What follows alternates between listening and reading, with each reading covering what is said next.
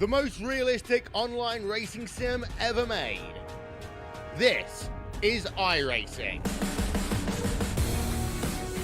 Detailed laser scan tracks, fully dynamic real-world cars, and over 50 series to choose from. 6 online world championships offering over $100,000 in annual prizes. This is the original esport racing game.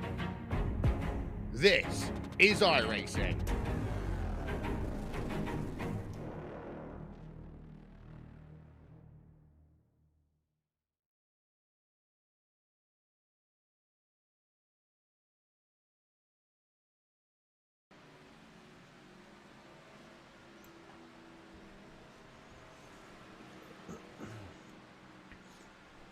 And welcome back once again, race fans, here to the Turn 3 Racing Network. Tonight, OP Racing Super Speedway, presented to you by 4X Graphics, hitting the high banks at Talladega Super Speedway for the second to the last race here before they begin their chase. The round of 13 going to begin in the at the Daytona Legacy track here in 2 weeks. Driver's going to head to Daytona next week. But tonight, how you doing? How you feeling? Thanks for joining us here tonight. As always, Darkside Dave in the cave here in the Turn 3 Racing Network booth. Got my good buddy, the postman, Dan, with me once again as well. Dan's sorting some technical things out on his end. But how you doing? How you feeling out there, bro? Oh, I'm feeling pretty good. I've spent a little time at Talladega. Excited to see what these pro guys got in store for us this evening. I expect to see some fast lap times, some new names, some old names, some crashing, some parts, some tacos, some hot dogs. Hey, let's just put it all on the list today, and then we won't be disappointed. You got quite a long list. I'm sure you're going to be making some check marks throughout the night. The hot dogs are going to have probably a few check marks behind it. There's going to be some miscellaneous items in there as well. I'm for sure about that one. But nonetheless, man, going to be another great night here in the OP Racing Super Speedway Cup Series, presented to you by 4X Graphics here on the Turn 3 Racing Network. As I already said, 2 races left here in the regular season. So let's go ahead and get to the point standings here. A little bit off right there, starting from about 11th. There you go. Driver sitting on top of the points, taking over the points lead after last week's race. Logan Hilton at 63, sitting on top of the leaderboard. Rick Seabrands right there in second. Robert Duvendak in third. Cody Ober falls from the top spot 3 spots all the way back to fourth. Hunter Reynolds going to round out the top 5. Daniel Holloway, Josh Milam, Anthony English, Dave Hunt, and Mark Mann round out your top 10. And then the chase, it takes the top 13 drivers, or top 12, and the highest points driver without a race win is the 13th driver to get in. So the points battle here is very, very crucial. All these bonus points, these leading lap points, the stage ending points, they're all very crucial at factoring in whether or not you can get in. So if we thought those stages were wild and crazy a little bit earlier in the season, I don't think you've seen anything yet. I would tend to agree. Just outside the top 12, Aspen Belvin, Randall Cobb, James Meyer, Alex Green, Sean Stevens, Will Weber, Dustin Barber. There's some big heavy hitters back there trying to fight their way in. With 2 races left, they don't have a whole lot of time to make up a whole lot of ground. So I will be doing my best to keep up with the festivities today, and definitely keeping my eye on those guys outside of that the playoff chase cut line. So we shall see what happens, but I'm excited for some good racing tonight, Dave. Absolutely, and we're going to keep our eye on Rick Seabrands as he's out there putting on a circus show right now. In about 3, 2, oh, there it goes. Car flipping up in the air. Beautiful little, let's call it a loophole here in iRacing. We won't call it anything else but that. Rick Seabrand's having a little bit of fun in the pre-race here, the closing moments of happy hour. So hats off to him to be able to come in here tonight, kind of a crucial race here, Dan, and still just kind of joke, kid around, have some fun. But I guess when you're sitting that high in the points, you kind of can relax. Yeah, absolutely. When you're sitting up there in the front in the point standings, you definitely have a little bit of a monkey off your back. You can kind of go out and just chill and kind of run your race and maybe help some teammates a little bit. We spoke with Rick last week and with a strong second place finish for him, and jumping him up one spot in the point standings from last week and putting him into second behind Logan Helton. So he definitely said that he wanted to help some teammates and stuff and do some maintenance and try to get some guys in there with him in the chase. Because if you're in the chase, who's better to have around you than the rest of your teammates? So expect to see Rick doing some work, some foreman work, if you will, for lack of better terminology there, and trying to get some of his guys with Alliance Motorsports locked in with him as well. Yeah, and I mean, as of right now, most of Alliance Motorsports already locked in. I believe the only driver not technically locked in with a race win is that 04 of Mark Mann, kind of sitting on the outside looking. If I'm correct, I'll have to take a look at the stat sheets real quick, make sure I'm correct on that. And absolutely, Mark Mann yet to go to victory lane this season. We seen him go to victory lane last year, but not so far this year, as we watch his Alliance Motorsports teammate, the Ford Rick Sebrands, carry himself down into turn 3 here on his opening lap. So hugging that outside wall, as all these drivers tend to do on their first time lap. Yeah, and James Meyer as well has not been locked in with a win as well from Alliance. So, and there's a three-way tie for that coveted 13th spot between Aspen Belvin, Randall Cobb, and James Meyer. So 3 teams, Vapid Yeet, Buck Wild, Alliance Motorsports, all fighting for that coveted last points-paying spot, if you will, to get in toward the close of this season. Yeah, and I mean, I said it in pre-race. We're still pre-race here in qualifying, about 2.5 minutes into qualifying here. Still watching the Ford Rick Sebrands head down the backstretch, but the points are going to be crucial, man. The end of these stages, I'm telling you, we're about to see some craziness at the end of these stages like we haven't seen so far this season. It's time to go.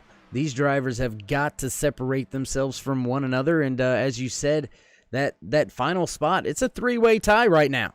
So, I mean, you got to do something. It's tonight and next Monday night when we head to Daytona International Speedway. So, I mean, you got to go do it as Rick Sebrands goes top of the board. Quick time, 51 flat. Oh, Jimmy Crow, 51 flat. Bumping Rick Sebrands off of the top of the speed chart with his 51.01. So, heck of a job by Jimmy Crow. Let's see who else is out there on track. Let's go out there now with the 21 of Daniel Holloway as he works his way off of, I believe, that is turn number 4. Yeah, so there's going to be some solid times from these guys tonight. I was watching Logan Helton earlier this week, doing some official races. And just to give you an idea of how solid these guys are, Logan Helton has obviously been solid and been able to run from the back to the front several times over the last several weeks. But he was consistently up front during official races with forgive me for kind of saying this, but some of the best in the iRacing business as far as NASCARs and super speedways are concerned, restrictor plates. And he was constantly up front. So you're going to see a lot of these guys putting in some work, setting some fast laps times for qualifying. Got Mark Mann in there in the 04 machine coming in with a 51.027. That's a really fast lap from Mark, and Mark's been solid as well. So who you got your eye on this week? Who's kind of tickling the old nose there, Dave? Well, I've liked him for the past few weeks. We've been mentioning him over the past several races as we jump out there and watch the 52 of Randall Cobb. But I'm speaking about that 84 of Aspen Belvin. He's been running good, having some good racing, and then just right there at the end, it just kind of, he always seems to get wrapped up into something. And I think here tonight, Aspen gets over that little hump, that little jinx, I should say, and I think he gets the job done here tonight. And if he doesn't, I'm sorry, it's my fault.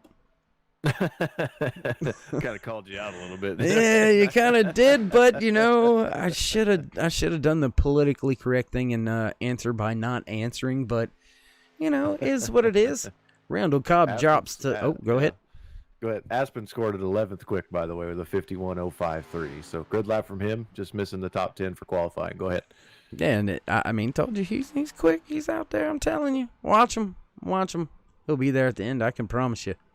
Randall Cobb now gonna come around. Excuse me, to the stripe, right there at the grass. Let's see where he's gonna shake out.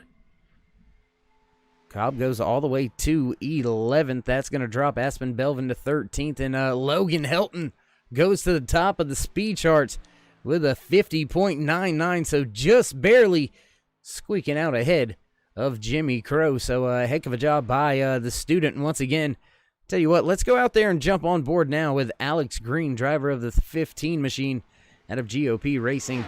He's right there knocking on the door, keeping himself in play for possibly having an outside shot at getting in. I mean, somewhat. He's sitting in 16th in the point standings. I mean, a race win here tonight, that could do it for him. Yeah, absolutely. It could definitely do it for him. There's not a whole lot of points separating the guy in 13th all the way back to right around 25th, 26th, somewhere in there, 27th. I get back to Ernie Williams chilling in 27th. Solid out of Ernie as well. So a lot of these guys are getting into their groove here, and a lot of dark horses here tonight. I think there's 27, 28 points separating everybody from 12th all the way back to 27th. So watch the guys that are mid-pack, including Alex Green, Aspen Belvin, Dave Hunt, James Meyer. All those guys are going to be, gloves are off, 2 races to go here, and they're going to be throwing some haymakers, and it won't be haymakers at the end coming to the checkered. It'll be haymakers all night long. Yeah, I can pretty much agree with that one. Alex Green, not really liking where he's sitting on the speed charts. I'm going to bring it to a stop, and that means, it means everybody already getting their qualifying in. 7.5 minutes into this 10-minute qualifying session here in the OP Racing Super Speedway Cup Series, presented to you by 4X Graphics. Logan the Kid Helton looks like he's going to secure yet another pole position here. And, we're going to head off to a brief commercial break, then down trackside for the national anthem. So don't go anywhere, ladies and gentlemen. We'll be right back.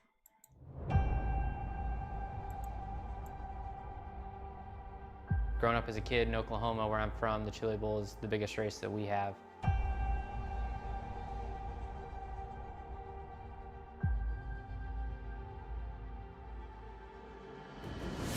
The Chili Bowl has kind of been my favorite race of the year.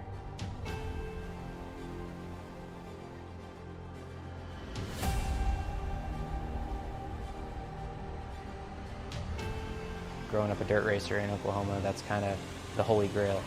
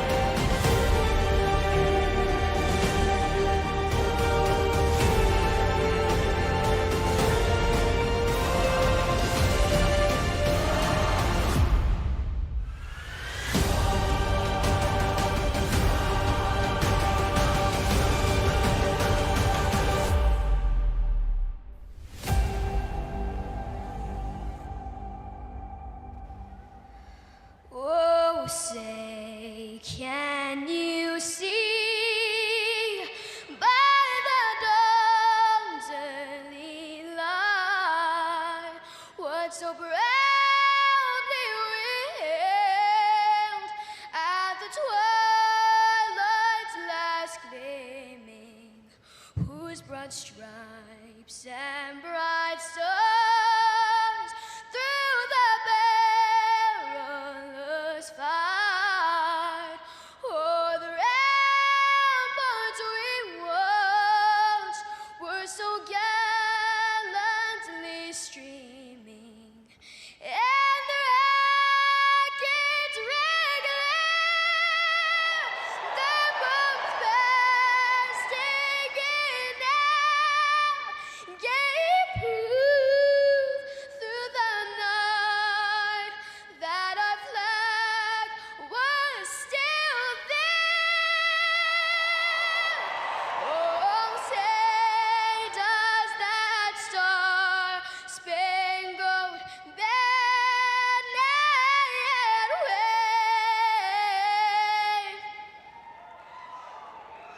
o'er the land of the free and the home of the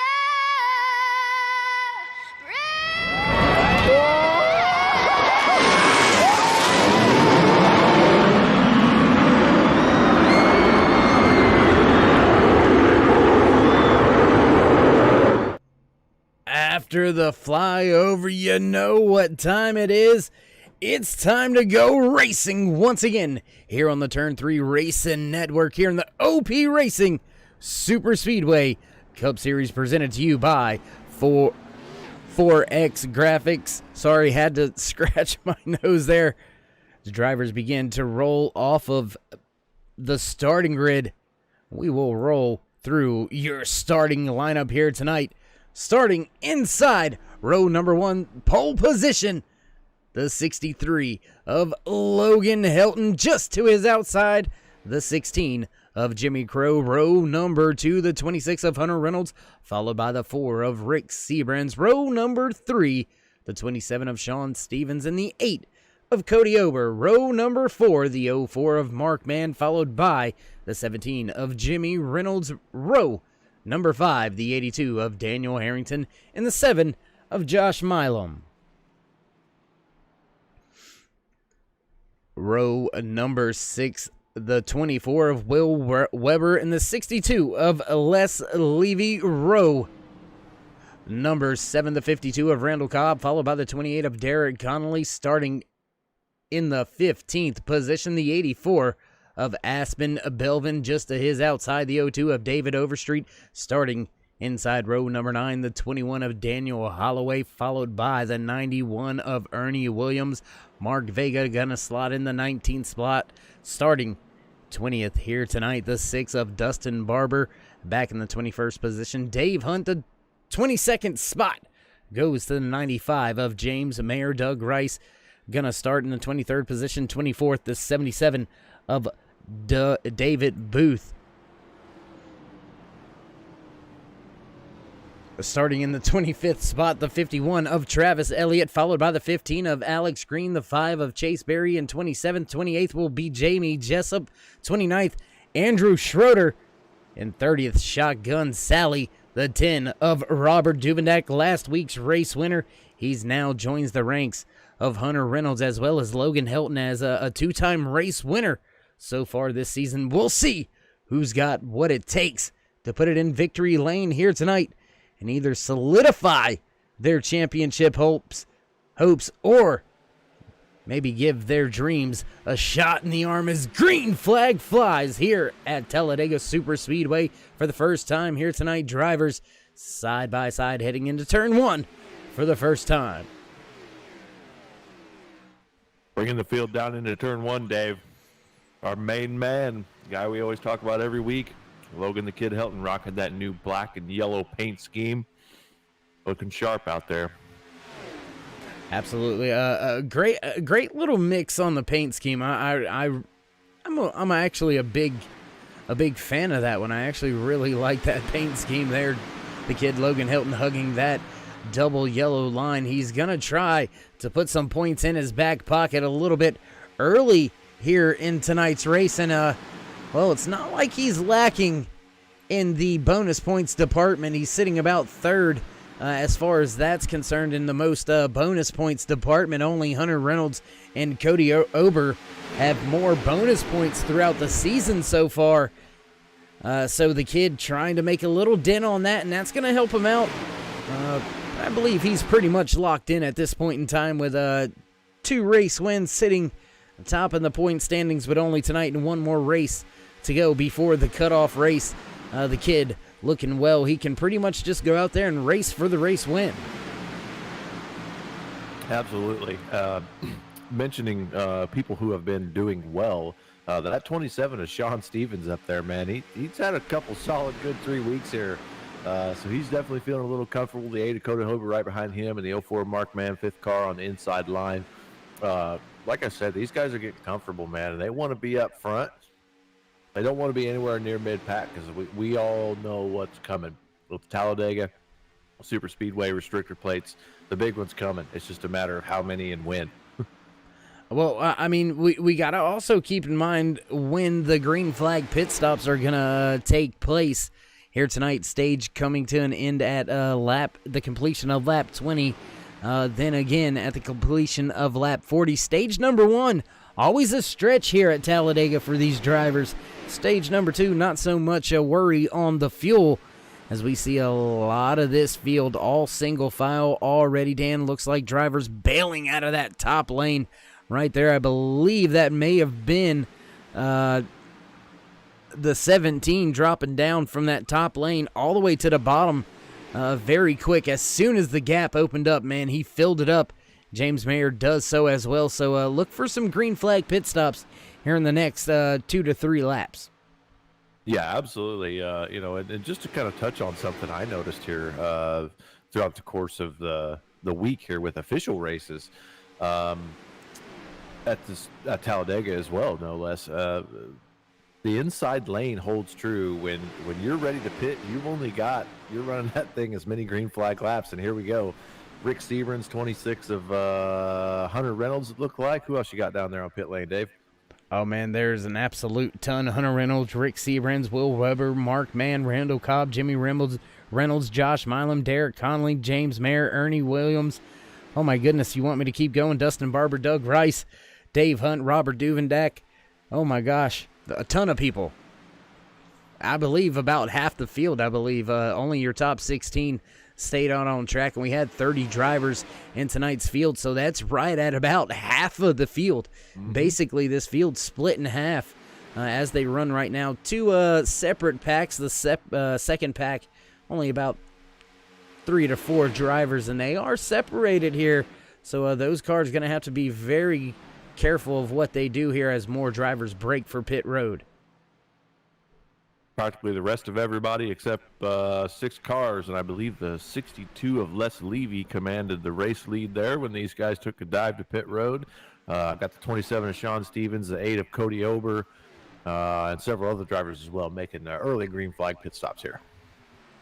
Yeah, right now, Les Levy, David Overshoot, Mark Vega, David Booth, actually your top 4 running nose to tail halfway down the backstretch, then a little bit of a gap back to Andrew Schroeder and Jamie Jessup.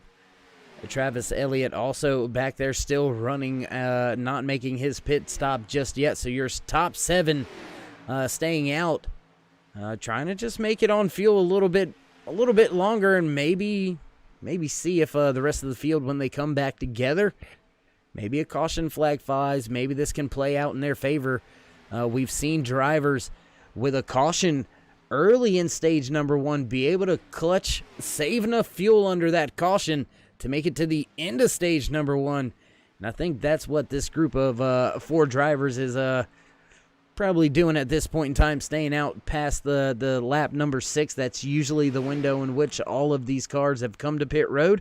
So it looks like they're trying to play the long game and wait on the caution, Dan.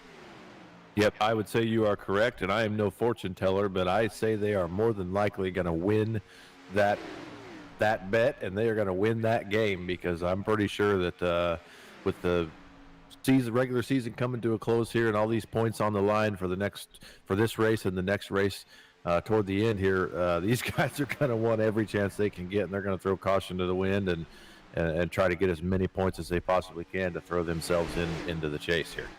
Yeah, and we're actually going to take a look back here with Hunter Reynolds, Josh Milam, Logan Helton, Randall Cobb, Dan Harrington, Sean Stevens. This is that group of drivers that have already pitted. They were in a separate pack. They've come back together. A few stragglers back behind them that have grouped back together as well. Look for that pack to gain some ground and regain the speed and get back up here with this main lead pack. But this is exactly what those top four are waiting for, this to happen, and maybe some beating and banging, and around you go. Caution flag flies. Mm-hmm. That's gonna get them right where they need and right where they want to be. So we're gonna keep our eye back here on this pack for just a brief moment. See how it all plays out. We'll keep our eye on the leaderboard though. See how whether or not those top four elect to stay out on track. Now, that top four pack has now become a 6-pack of cars, with Doug Rice joining them on the backstretch a few laps ago, and the 84 of Aspen Belvin, who we mentioned earlier. You can tuck back into a small group of cars like this if you can get down off the top lane fast enough, and you can just ride with these guys. Because as soon as they pit, guess what? You're back on the lead lap. I don't have any timing and scoring, Dave, so you're on your own on that one. Yeah, it looks like this second pack is sitting right about the, I believe, somewhere right around the 32nd behind your top four. So whenever your top four decides to come to pit road, they're definitely going to lose that lead without a shadow of a doubt. And I think they're just, as I've already said multiple times here, I think they're just trying to wait for that caution, kind of wait it out. But these drivers back here in this pack, man, they can't wait it out. Andrew Schroeder went to pit road last time by himself. Field gonna motor past him without any problems. Hunter Reynolds leading that inside lane.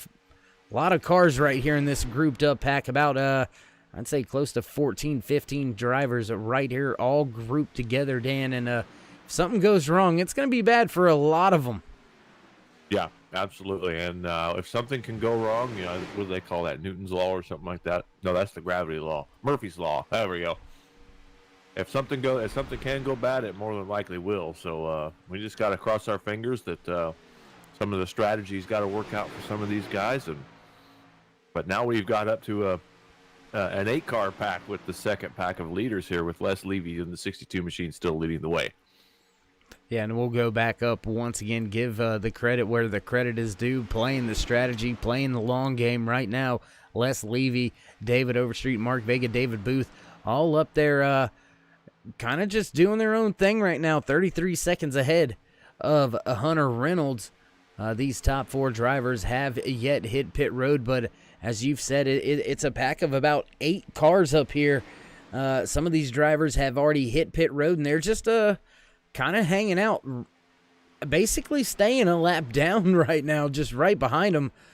Surprised that they're kind of content just to ride right there, 1 lap down.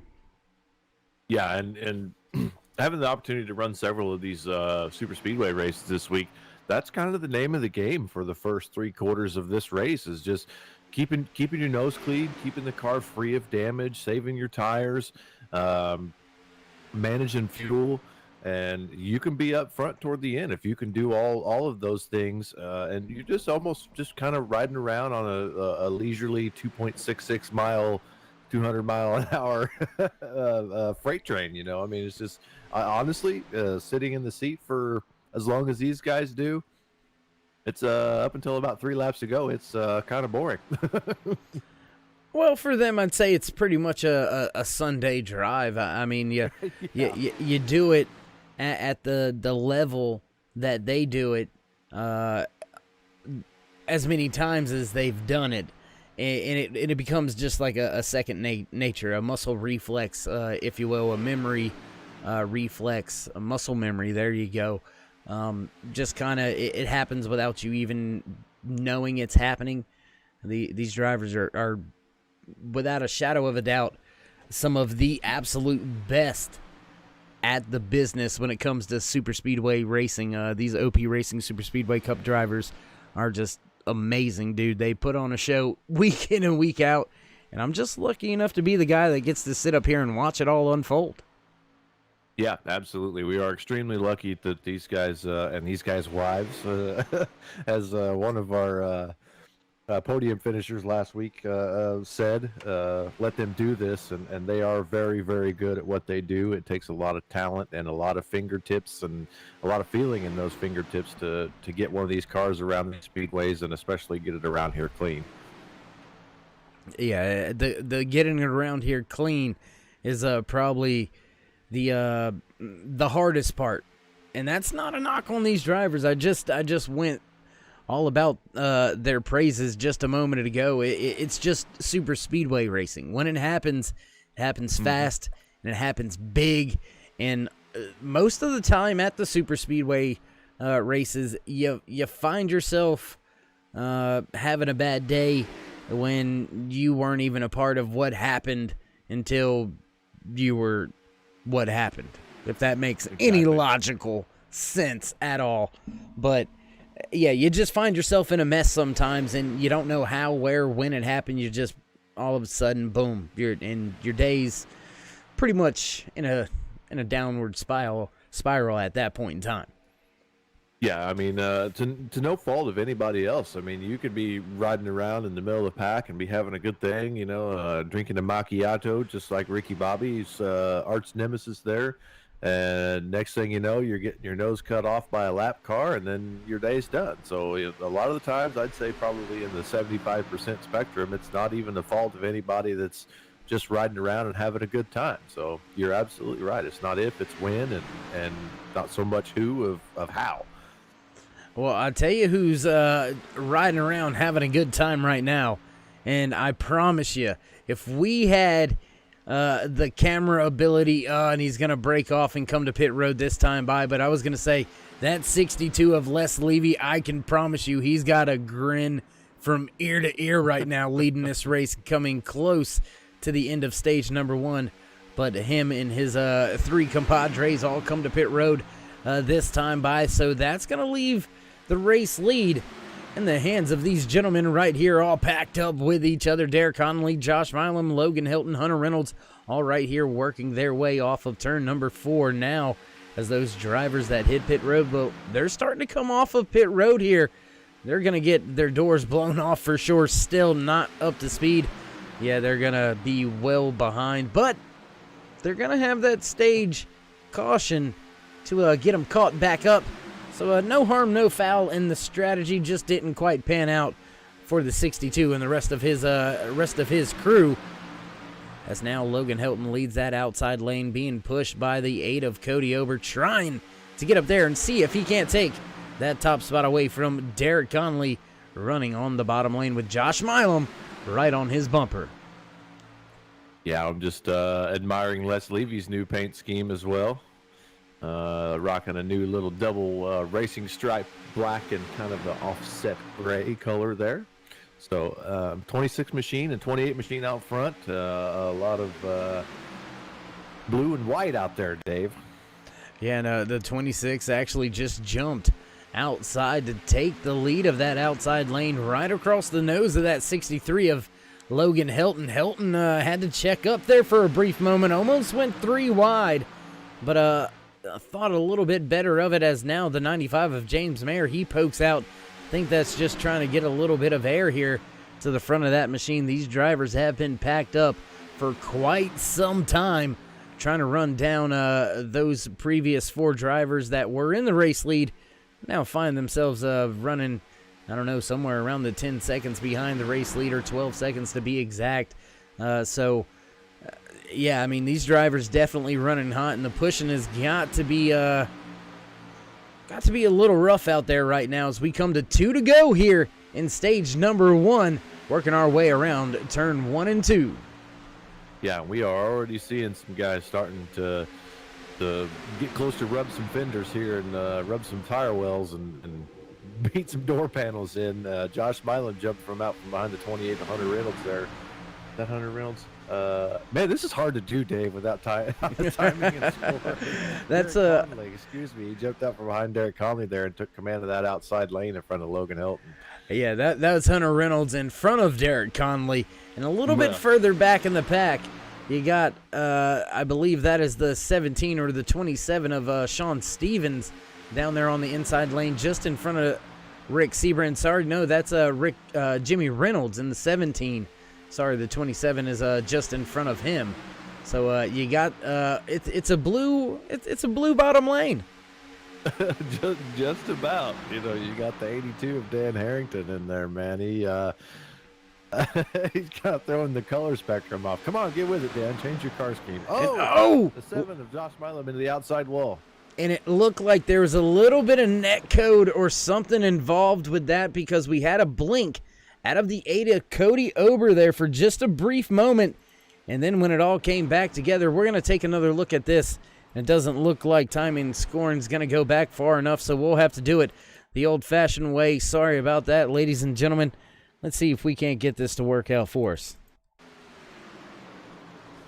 I don't know if the 8 of Cody Ober was even involved in that. He may have gave Logan Helton a shot in the shorts and got him a little loose. And we do apologize about having to do it the good old-fashioned way, but we'll see it right there.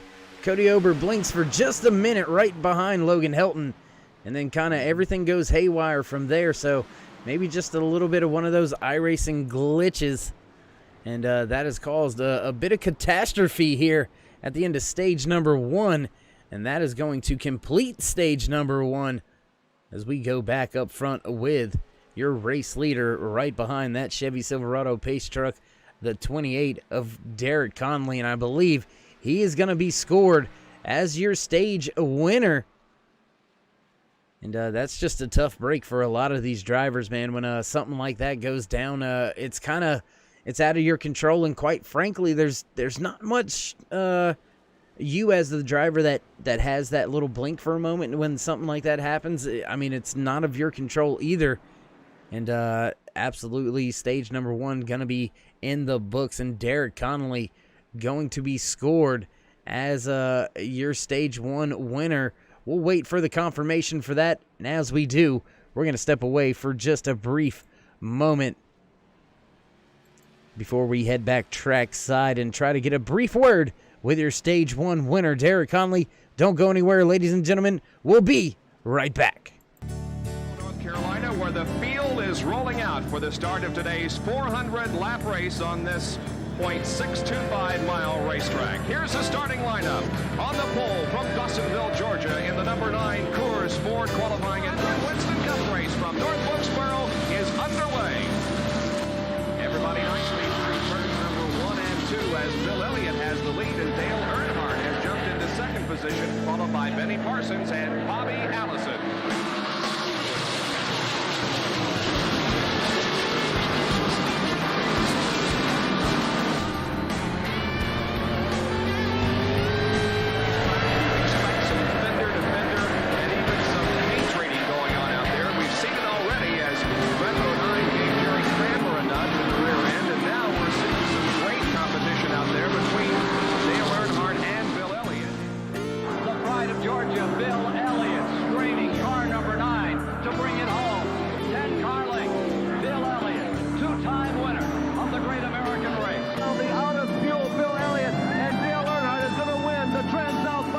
His second win of 1987.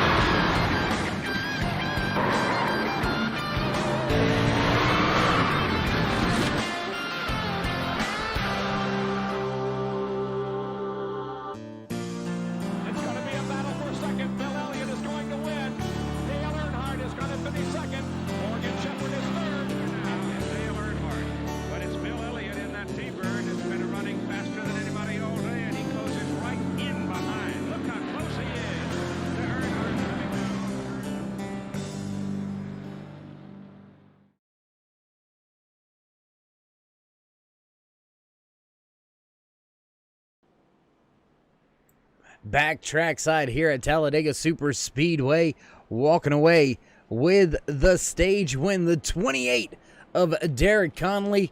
Looks like the Chevy Silverado pace truck lights are going to go out this time by, so we won't bother them for too long. Let's see if we can't grab them for just a brief moment. Let's see if I can find them down here through everything down here in the Fuel Sim Racing stable of drivers. Let's see if we can't dial up that 28 of Derek Connolly, your stage number 1 winner. Let's see if we can't get him on the horn for just a brief moment. Derek's Dave and Dan in the booth. You got a copy? Hey guys, how's it going?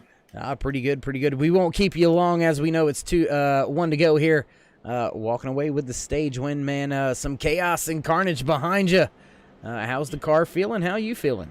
Well, it's feeling pretty good. I wish my teammate would have got some stage points on that. I mean, he did all the hard work by getting me up to the front. He just didn't get to reap any of the reward of getting, top 3, top 5 stage points off of that. So that's kind of a bummer. But car feeling pretty good for the night. We'll see how the rest of the night goes. All right, my man. Well, we won't keep you any longer. You want to give any shout-outs, thank yous, love yous, thank anybody on the side of the car? Always want to thank you guys for broadcasting every single Monday night. Want to thank my teammates, Josh, Hunter, Will, Ernie. Want to thank everybody watching at home. And hopefully we'll put on a good show for y'all the remaining, 71 laps or so. All right, my man. Well, good luck. Elbows up. 10-4. You have a good one. There you have it. Some words from your stage number 1 winner, the 28 of Derek Conley. He's going to put some points in his back pocket. That's going to help him out. I believe Derek's sitting a little bit lower in the points standings right now, but that's going to absolutely go a long way if he can keep himself up here at the front as that Chevy Silverado pace truck gets ready to duck off, this time by Conley. Going to bring the field back to the green flag. And it's a long way around here before you get to the restart zone. So Conley just bringing this long train of cars, Dan. Long train down there on that inside lane. Yes, sir. That is a long train of cars. Derek Conley is showed in the 12th position in the point standings right now. The green flag is out. Derek Conley leading the way. Hunter Reynolds right behind him in the 26 machine. Sean Stevens in the 27. Pulling that outside lane with the 21 of Dan Holloway, I think. Yep, 21 of Holloway. Man, this is so tough without timing and scoring. I'm telling you. It's all right, my man. We'll try to see if we can't get that worked out here in the few next coming moments, something like that. But anyways, the 27 of Sean Stevens out there digging hard with help from Holloway, trying to take the lead away right now. Connolly as well as Reynolds keeping that inside lane rolling, hanging tough down there. And look at that right there, man. Third back inside lane, Jimmy Reynolds. He's cracked the top 5. James Mayer right there with him. Cody Ober trying to catch up to Holloway's bumper, see if he can't help the calls out. The 0-2 of David Overstreet also right here inside the top 10. Here comes Dave Hunt, 53 right behind the 95 now. 5th car back in a side lane as it looks like the field slowly starting to come back together now. Alex Green bringing another 2-3 cars with him, trying to make that outside lane a little bit bigger as Cody Ober looks like he's wanting to go 3 wide here. Or sorry, that's actually the 18 of Mark Vega. I apologize. Vega, yeah, Mark also rocking a new brightly colored paint scheme. Looks good on that race car. And he's a high side hustler, man. You expect to see him on the top lane. I don't really think he feels too comfortable down there on the bottom, except when he's coming to pit road. So working his way almost into a top 5 here, that 18 machine. Yeah, and it looks like timing and scoring showing that 8 of Cody Ober still having a little bit of connection issues as he slowly works his way towards the rear of the field. Trying to let everything kind of calm down, sort itself out. It's something that these drivers will do out of courtesy and respect, when things aren't quite lining up in the internet world. You kind of try to be as polite as you can. Look for Cody to try to get that all sorted out and figured out as we've got drivers heading to pit road. It looks like Aspen Belvin as well as Chase Barry, Travis Elliott all coming to pit road this time by as we begin lap number 27 out of the 94 scheduled in tonight's official race distance. stage number 2, Dan, gonna come to a close at the completion of lap 40. And these drivers can typically make it on fuel. So interesting to see that we had those 3 drivers come to pit road. They're already down and away, just a splash of gas. Right about a 5-second stop for all 3 of those drivers. So not quite really sure of the strategy. Maybe they know something I don't, and they probably do. Yeah, normally you would pit under caution. I'm not sure, and since I don't have timing and scoring, that's kind of an oddball move, I think, from those 3 drivers there. As the 28 machine, Derek Conley still leading the way, and a little bit of a run there from the 27 of Sean Stevens on the outside, being pushed by the 21 of Daniel Holloway. Yeah, we're slowly starting to see that accordion effect really take shape and really take a hold here in the race here in the middle parts of stage number 2, as the drag race continues on down the backstretch between the inside and outside lane.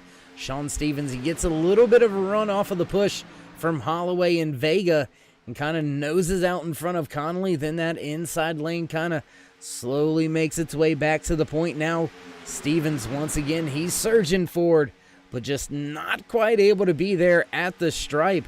And that's just the momentum. And just as I say that, Stevens crosses the line first. That time by, he's actually almost clear of the 28, not able to drop down. That's going to push this battle at least one more lap. Yeah, and it is definitely tough. As we see the 26 of Hunter Reynolds get his nose up underneath the rear deck lid of the 28 of Conley there, that's where the speed is at. That's where the bump and run comes from. You have to get right up underneath your nose underneath that rear deck lid of that car in front of you, and the car in front of you is actually almost a sitting duck if you brake to the outside or the inside of that, because that rear of that car gets loose, and then next thing you know, chaos commences. It's kind of a 50-50 shot when they run up into the back of each other like that. It's either going to go really, really well, or it's going to go really, really bad. And it takes a lot of talent for those guys to get that car right just up underneath that rear spoiler. Absolutely, I agree with that 100%. And I've said it many times, and I'll keep saying it. These drivers are absolutely some of the best in the business when it comes to super speedway plate racing.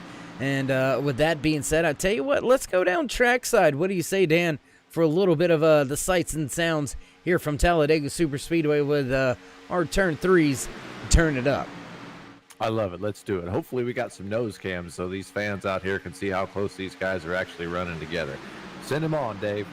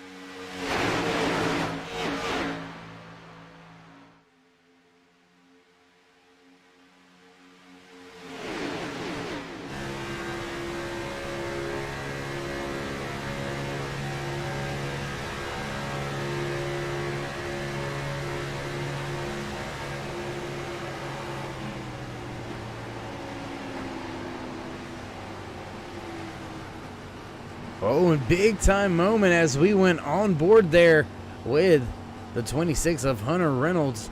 Oh my goodness, tough break there for Reynolds. I believe that is Hunter. Yes, that is Hunter. May have blown up right there. He's on the clutch and he is rolling to pit road. Tough break there for Hunter. Yes, and there you see the smoke trail coming out of the back of the car. So one driver fallen victim to pushing early here. That's going to wake a few of these drivers up. We saw that happen a few races ago, about mid-season, with Logan Helton. He just kind of took a glance at the temperature gauge, and it was up over, I believe he said it was up over 280 something degrees, and the within seconds that motor just expired on him. So, and unfortunately for Hunter, we see the same thing for his 26 machine. Catastrophic failure. Fortunately, he's got a fast repair in his pocket. You hate to use it in that circumstance because that's something that you could probably have avoided. But when you're pushing somebody like that, you're running in the top 5. Sometimes you lose a little mental focus and just kind of get into the zone there, being behind that car in front of you. Yeah, and I mean, sometimes you just don't realize it. I know these cars, you have different digital dash displays, and sometimes you just don't pay attention, or you forget to switch it to the one that you normally run, and you don't really see that indicator. Not necessarily a dummy light or anything like that, but you don't have that visual that, oh, there's my water temp. Oh. You kind of lose track of things, and you're just not used to seeing it because you don't have the right page on the dashboard. I've done it and blew the thing sky high before, so I mean, I'm not saying they do dumb things like I do, but they could be forgetful maybe. I don't know. I don't know. Absolutely. We're going to roll with that one. We'll just slide that one under the rug.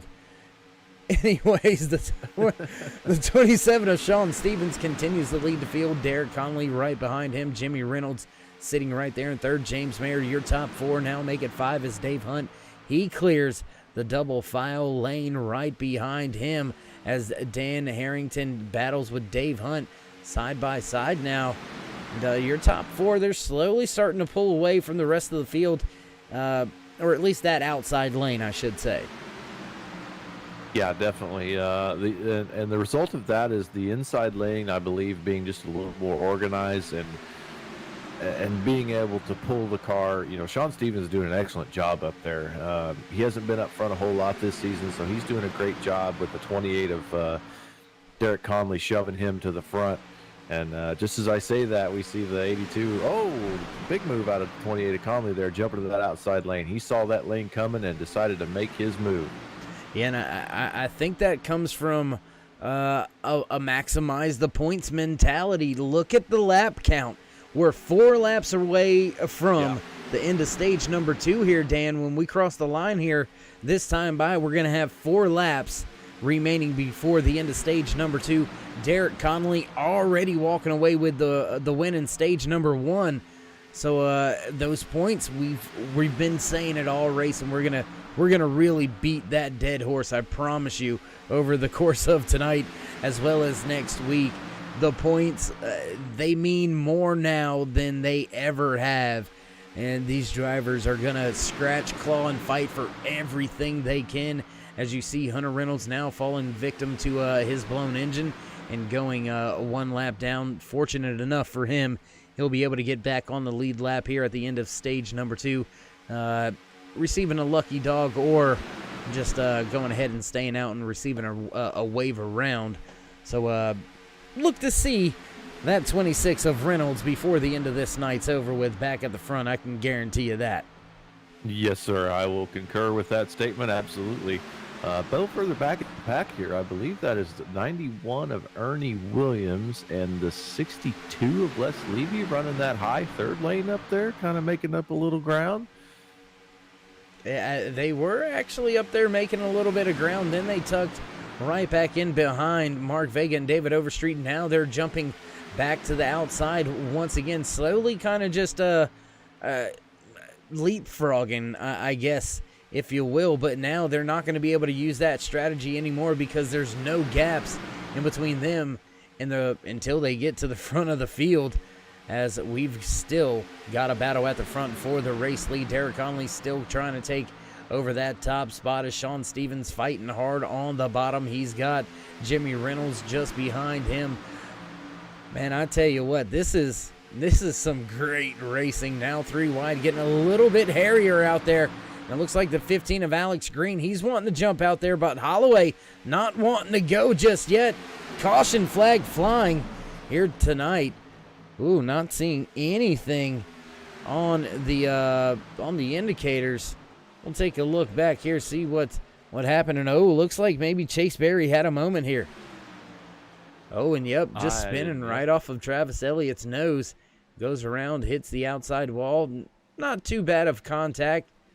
Keeps it off of the inside wall. But I believe, unfortunately, for that 5 of Berry, the field's going to come around. There you see the field coming around. Still trying to woe up after the caution flag flew. We'll have to wait to see if they let Berry back onto the lead lap or if he gets stuck one lap down here. Yeah, that's going to be kind of an odd thing because I've got a little bit of timing and scoring here, and it shows him the first car lap down. But we'll just have to wait for confirmation from race control and see where those guys end up. And if he doesn't, Hunter Reynolds will be the first car lap down, and he'll get that lucky dog pass and be back on the lead lap, start making his charge back toward the front. Yeah, and I mean, unfortunately, if that is the way that it all is, and it looks like Chase Berry was already able to go by your leader, so it looks like that is going to work out after all for Hunter Reynolds. I was going to say that's going to be some bad news for Reynolds if he has to stay out on a wave around here to get back on the lead lap. He'll be a little bit off of sequence with the rest of the field. But we talked about maximizing those points. Your Stage 2 winner. Well, you already know his name from the end of stage number 1. Derek Conley walking away with the stage win once again here tonight. My goodness. And if he keeps this up, we're going to talk to him yet again at the end of tonight in Victory Lane as he brings the entire field to pit road. We're going to step away for a brief commercial break. Don't go anywhere, ladies and gentlemen. We'll be right back. The field is rolling on the back straightaway. Get ready. This is going to be tight.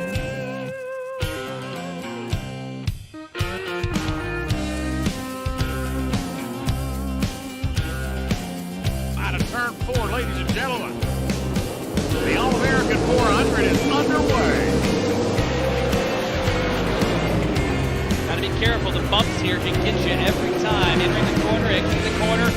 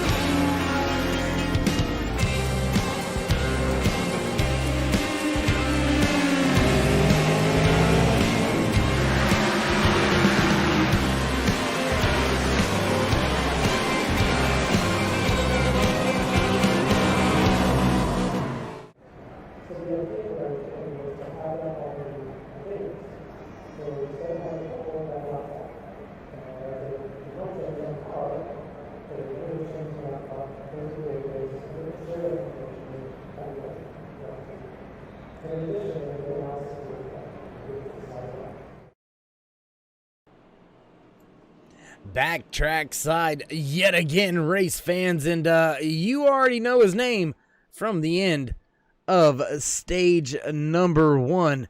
But man, I tell you what, he's on fire here tonight. So we'll see if we can't get in a little more time, a little bit more words with the man that's on the mission here tonight, sweeping the stages. Derek, it's Dave and Dan in the booth once again. You got us? Hey guys, long time no see. Right, man. I tell you what, if you continue it, I might as well just leave you up here. Yeah, we'll see. We've never had anybody pull the trifecta, sweep both stages, and get the win before in OP history. So that's a very, very steep hill to climb. But, I mean, if we keep doing things the way we're doing out front here, I might be the first to do it. I doubt it, but we'll have to wait about 40, 50 laps and see. Well, man, I'm going to give you a little pep talk like you were one of the wrestlers that I helped coach. You got to believe in yourself a little bit more, man. Doubt has killed more dreams than failure ever has. Oh, I believe in myself just fine. It's the 25 other vultures out here that I have no faith in. Oh, I hear you, brother. I hear you. Well, man, a heck of a job so far out there tonight. We wish you the best throughout the rest of the race. Go out there, get them in, strap the belts down tight, and go after it. You want to give any more shout-outs, thank yous? You forget anybody last time? Nah, just the same group of guys. I mean, everybody that comes to watch us every single Monday night, thank you all very much. You have no idea how much it means that we actually have repeat fans that come out and watch us every single Monday night and have for now almost coming to the conclusion of our 5th season. Great broadcasters like you all and great teammates, Josh, Hunter, Will, and Ernie. I mean, I can't ask for anybody else better out here. All right, my man. Well, we've said it once already. Good luck, elbows up. Hoping to talk to you for a 3rd time here tonight. Go out there and get them, man. We'll see. Good luck, guys. Have a great rest of y'all's broadcast tonight. And like I said before, hope it's enjoyable. There you have it. A very humble, courteous driver. Man, not willing to hatch his eggs before, or count his eggs before. You know what that saying is. I can't even say it right now. I'm so happy. I'm like, man, Conley about to do some man. About to throw it down. He's about to throw it on him. I'm telling you. He's looking good out there tonight. And you heard him say it. In the history of OP, nobody's been able to win stage 1, 2, and win the race. So a big feat on task for him, but I believe he is up for the challenge. Seemed to dominate the end of both stages there. So we'll have to wait to see if he's got what it takes to stay around to the end of the race here tonight. Very long way to go still. What is it, about 53 laps left to go here tonight. So we'll see how it all shakes out as Conley brings the field back to the restart zone. A very long way around before we get there. Conley on the gas. Green flag flies once again here at Talladega Superspeedway in the OP Racing Superspeedway Cup Series, presented to you by 4X Graphics. Sean Stevens with a great run on the outside. He's got, I believe that is Logan Helton right behind him, the 63, the kid. He's been right here at the front, but just not there where we're used to seeing him at the end of the stage. Not up there fighting for the stage win. He's been right there inside the top 5, but just not able to make any runs there to try to grab or snatch a stage win away, as Connolly continues to run the bottom outside lane, starting to catch up, starting to make a little bit of ground as Mark Vega looked to jump to the outside through 3 and 4. Gonna duck back down in line. Field remains in double file here on lap number 1 on the restart. Yeah, Mark Vega going to the outside? No way, man. No way did that 18 machine jump to the outside looking for some real estate. Not happening. I mean, it wouldn't surprise me, but and as Sean's, how he does it. Yeah, I mean, I personally like the high lane with the right people. Other than that, you can find me right on the bottom. But I got to find the right group. There's a handful of drivers in this field right here that I'll run 4 wide with, 3 deep, and not think twice about it. So, you know, you just got to have that comfort level, and I'm sure all these drivers very comfortable with each other at this point in time, as you heard Derek allude to in the brief little driver interview there for the stage win. They're on the completion, coming to the completion here, season number 5 this season. So these drivers have put in a lot of laps with each other. They know a lot of tendencies. They know who's the pusher, who's kind of the bump drafter, so to speak, and who's just the hard charger. You know what I mean? They know the tendencies of the drivers around them, and I'm sure that comes into factor, especially into crucial, critical moments such as tonight, as well as next week, which is going to be even more crucial for a number of drivers. Yeah, absolutely. The more knowledge you have, the better off your chances are of pulling off something incredible. You know, like we alluded to last week, if there's one person that we would want to have behind us, I think you would agree with this, Dave, it would probably be Logan Helton or, you know, the number 4 machine of Rick Severance. I mean, these guys have, you know, right feet of gold. They can shove guys through holes that don't even exist and stay right on your bumper through through the corner, off the exit, and down the straightaways and through the tri-oval like nobody I've ever seen. And that is super, super hard to do in these cars. You can do it on the straightaway all you want. Relatively easy. In a corner, it's not very simple for your average drivers, and that's why these guys are in this series, because they are by far above average. And here we go, three wide, coming to the front. Mark Vega, he's got help right behind him. These drivers trying to go to the front.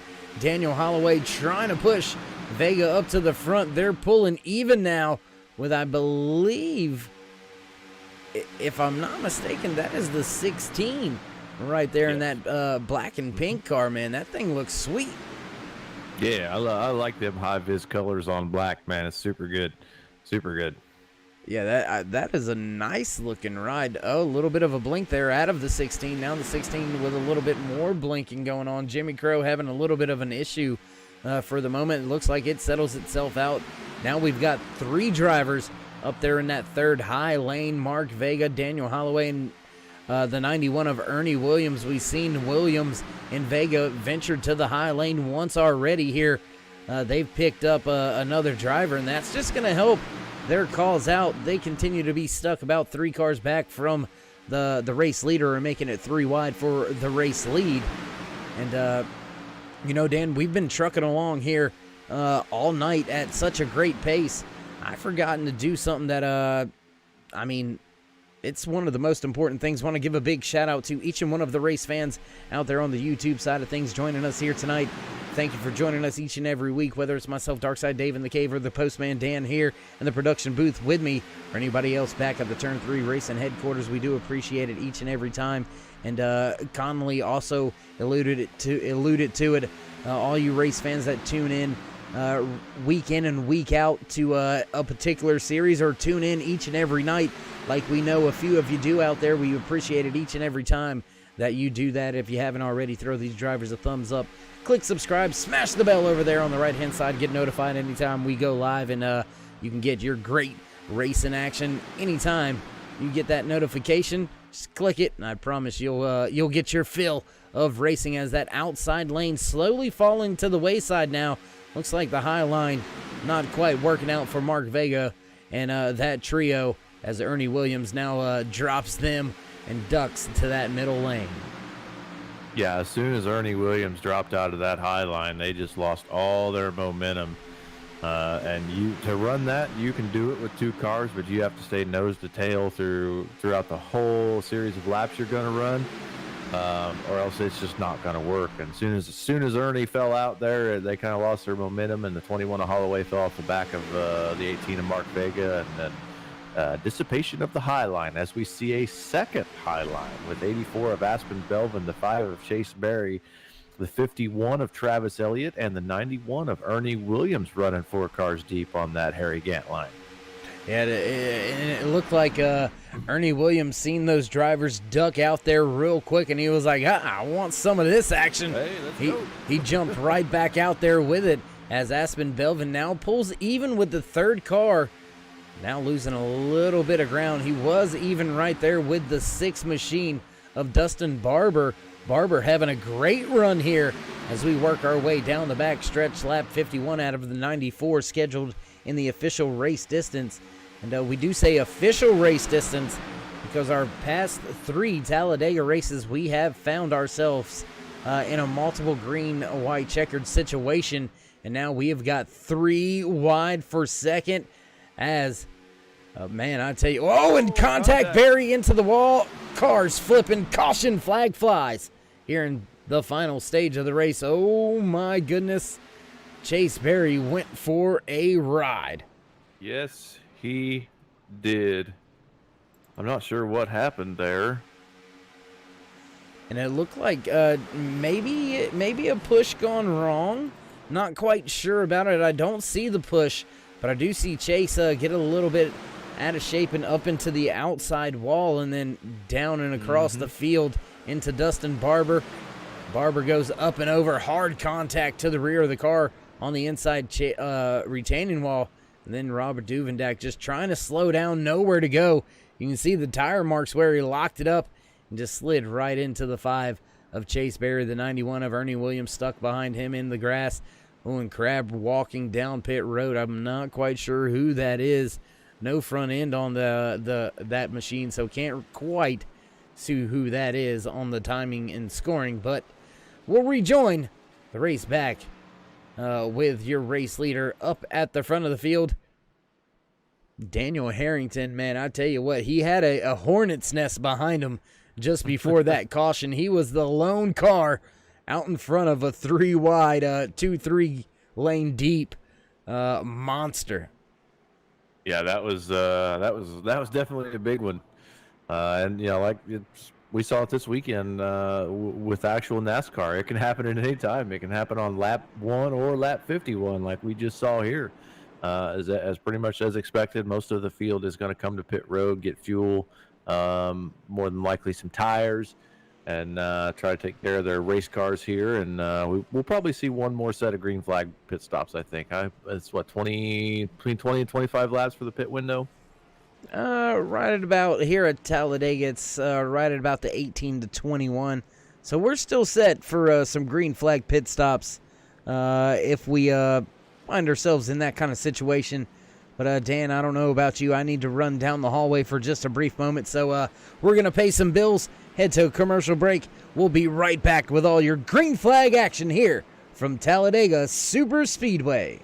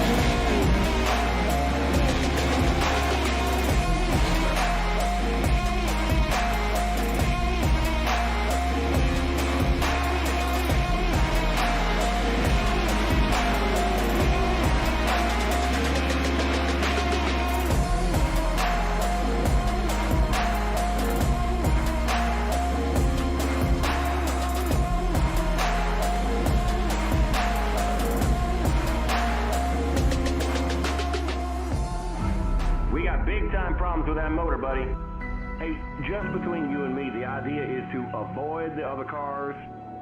Congratulations! You just set the sport back 30 years with that move. That move will put you in the Hall of Shame. You keep doing stuff like that and we're going to lose our sponsor. Looks like that's it for us today. Now I know why you got canned by your old team. It's over. We can't fix that damage.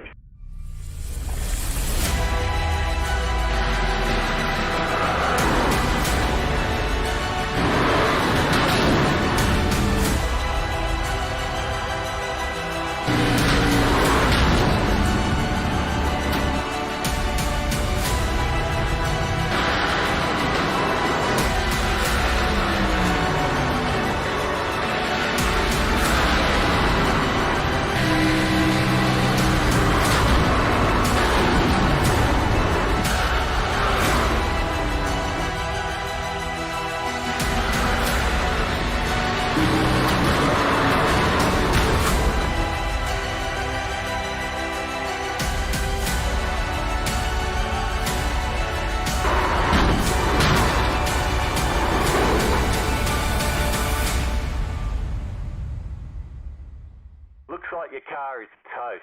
You'll need a tow back to pit lane Press and hold your reset button and we'll come and get you. Back at the track once again, field double file back behind the Chevy Silverado pace truck. The lights are out. We're ready to go back. Green flag racing this time by Daniel Holloway, elected to come to pit road at the last moment under caution. So that's going to give the lead to the 63 of Logan Helton. He'll have the 84 of Aspen Belvin lining up to his outside. Derek Connolly and Jimmy Crow make up the second row. Cody Ober, Dave Hunt lining up in the third row. Sean Stevens, Mark Vega, row number 4. Starting in row number 5 here on this restart, Daniel Harrington and Les Levy. We'll see if that 62 can get back to the front of the field. Nonetheless, the kid bringing the field to the restart zone for the first time here tonight. That's kind of awkward to say so late in the race, but green flag flies once again here at Talladega Superspeedway. Outside lane getting a great start. Aspen Belvin moving towards the front. Helton looks like he's struggling just a little bit, but now that 16 of Jimmy Crow starting to get that push. 63 starting to regain the momentum halfway down the back stretch. Huge momentum out of that 4-car pack on the outside lane. Aspen Belvin gonna clear the 28 of Conley, not able to do so. He's still got Dave Hunt right behind him with help out of the 18 of Mark Vega. Yeah, going into the turn there, the 28 of Derek Conley, best recommended practice, take your foot off the gas when you're going into the corner, when you got your nose tucked up underneath the rear deck lid of a car in front of you, because you can and you will spin that guy out and wreck the whole darn field if you aren't careful. So, like we said earlier, another attribution to the great prowess of driving that these guys have, because he could have easily just stayed in it and got Aspen a little loose and sent him up a lane, and who knows what would have happened. But Aspen Belvin with the race lead in front of the kid Logan Helton. Yeah, and there for a brief second, it looked like Conley was going to be able to go down to that inside lane with Belvin. Yeah. Looked like he looked to go and then kind of pulled back up at the last minute there. And I think if he hadn't have pulled back up with that move, I think it could have been trouble. Now the 63 of Logan Helton jumping to the outside of Aspen Belvin. Once again, Jimmy Crow continuing to run. Second car inside lane. Big push out of Connolly now on the back of that 63.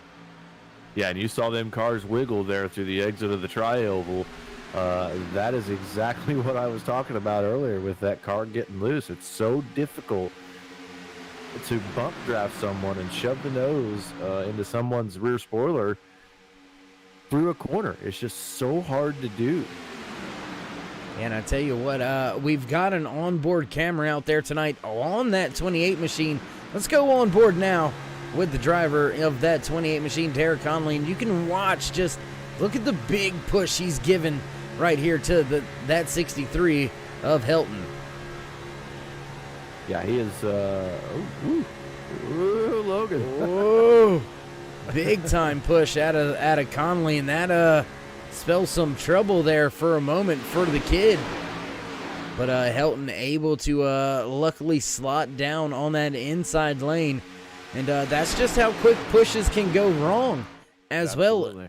well. And I mean, just that simple, that easy. Something you've been doing lap after lap, just all of a sudden an inch too far one way, and boom, you've got the big one. Yeah, and it can be an inch too far forward, an inch too far left, too far right, and next thing you know, calamity happens and chaos.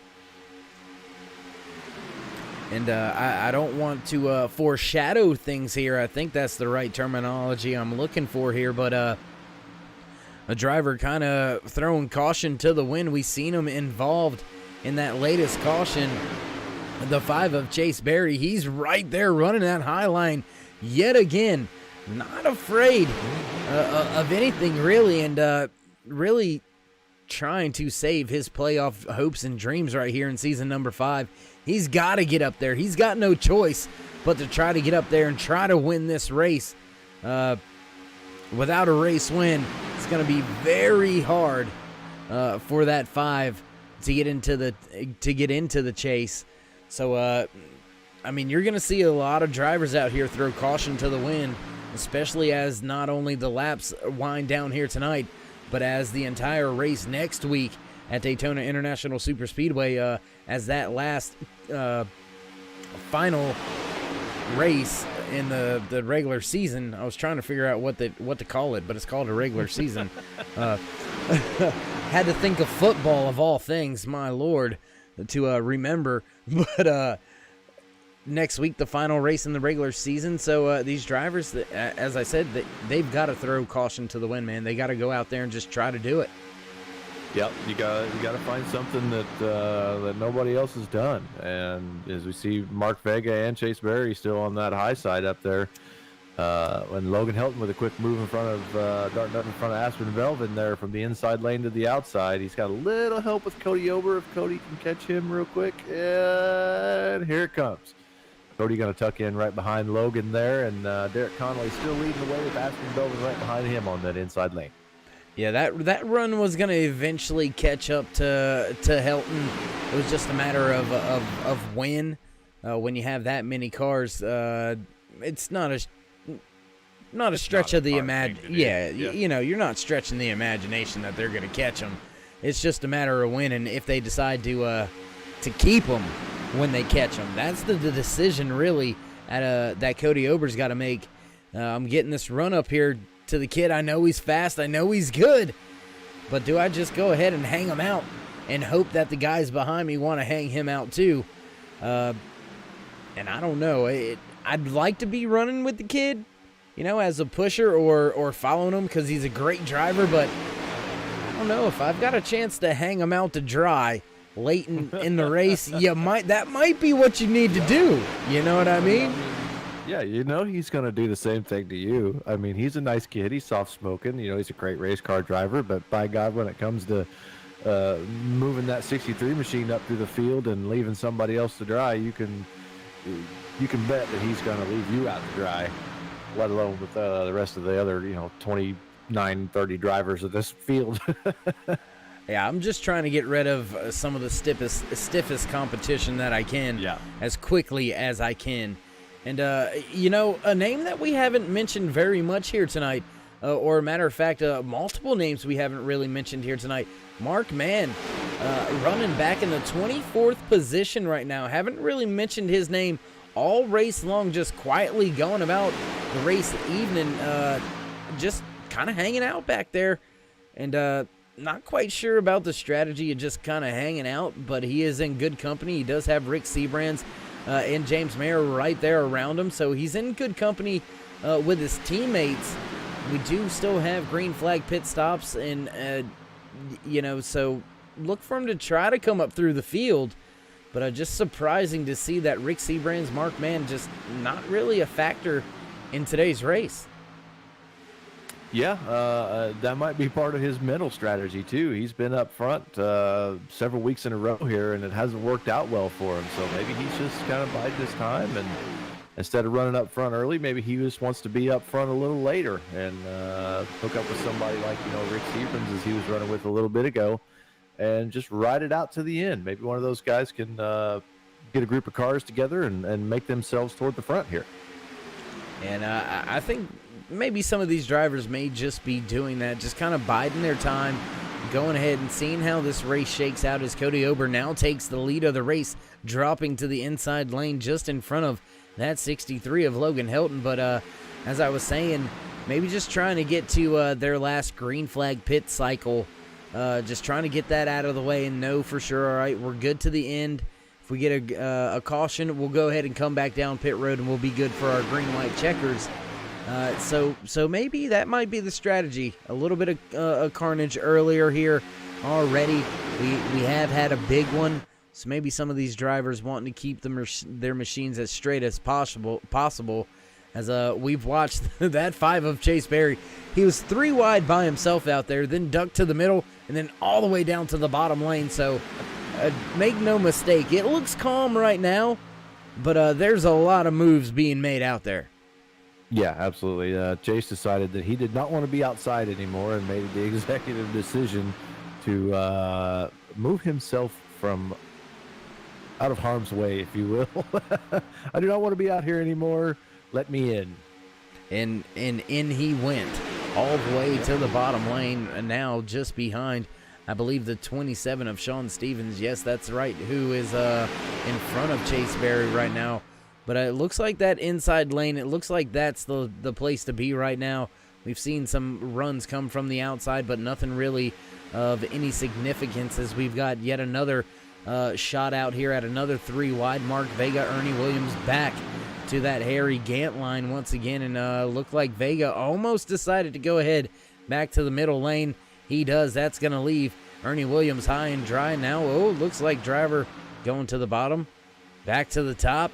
Logan Helton jumps from the bottom back to the middle lane. He's going to go for the switch here.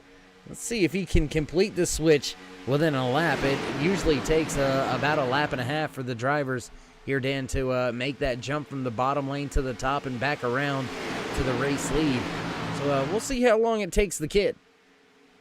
It's probably not going to take very long. If he can get a nice shove out of the 53 machine of Dave Hunt here, it won't take very long at all. Logan is so good out front with somebody pushing him, and his timing is absolutely perfect. It's better than perfect. We've seen over several course of races here when he's running up front in the top 5 position, put that 63 machine between a paper's width of the car to his outside or inside on several occasions. So I don't think it'll be very long and you'll see him make a swap for the lead here soon, especially if he can get some good help from behind. And unfortunately, right now, that help from behind not really coming to fruition. Looks like there's only 3 cars behind him, and they are losing some ground now as Derek Conley shoving the Jesus out of that 8 of Cody Ober down into turn number 3. That's going to clear your top 3, and Logan Helton said, all right, had enough space there. He drops to the bottom right in front of the 16 of Jimmy Crow, right in too familiar hands, if you will. Mm-hmm. So the kid right back at home running 4th car inside lane. Dave Hunt still trying to work that outside lane right now. Just doesn't look to be the place to be, as we've got a long train of cars down there on that inside lane. 26 laps remaining. And the fuel window, Dan, it's very close to opening up. Look for these drivers to hit pit road somewhere in about the next 5 to 7 laps. Yeah, it's getting pretty close here. And you mentioned that outside lane there just a few seconds ago. In order for that outside lane to be faster than the inside lane, they have to be nose to tail as we see green flag pit stop start here. And I said 5 or 6 laps, but I meant like now or like later. Well, that was a numbers thing, and numbers involve math, and we all know over the course of this season you're not the greatest with math, but we won't hold that against you because you're a great broadcast partner. And that's all I'm going to say about that. Can I get it in writing? Yes, not the first part. Not the first part. The second part? Okay, yeah, we can just do the second part. Yeah, I'll write it down and send it to our producers. It'll be okay. All right, awesome. Got a reference, baby. Nah, just Cody Ober out here continuing to lead the race. He's going to break off to pit road. Looks like a mass number of cars coming to pit road this time by, as well as it looks like your top 5 staying out on the racetrack. Logan Helton, Jimmy Crow, Dave Hunt right there grouped with each other a little bit of ways back to Randall Cobb and Doug Rice. That 35, man, he's had a pretty quiet, clean race as well here tonight at Talladega Super Speedway, as we see your race leaders slowly closing in on the group of drivers that pitted first, being led by Aspen Belvin, Derek Conley, Will Weber, Chase Berry, Travis Elliott, and Josh Milam, all inside that group. Yeah, those guys had a really good cycle of pit stops there. Chase Berry and the 4-car group behind Aspen Belvin and Derek Conley here. They Must not have taken a tires or just one-side tires only and some fuel, because they got ahead of these guys pretty quick by 10, 15 car lengths. But that pack of four is going to catch these guys pretty quick, and they'll all link up and make some quick time around the track. Yeah, as Logan Hilton, Jimmy Crow, Randall Cobb, Dave Hunt, Doug Rice, they all come to pit road this time by, and Logan was very aggressive getting into pit road there. Car got a little bit squirrely under braking. Not sure if he got it down to speed and time.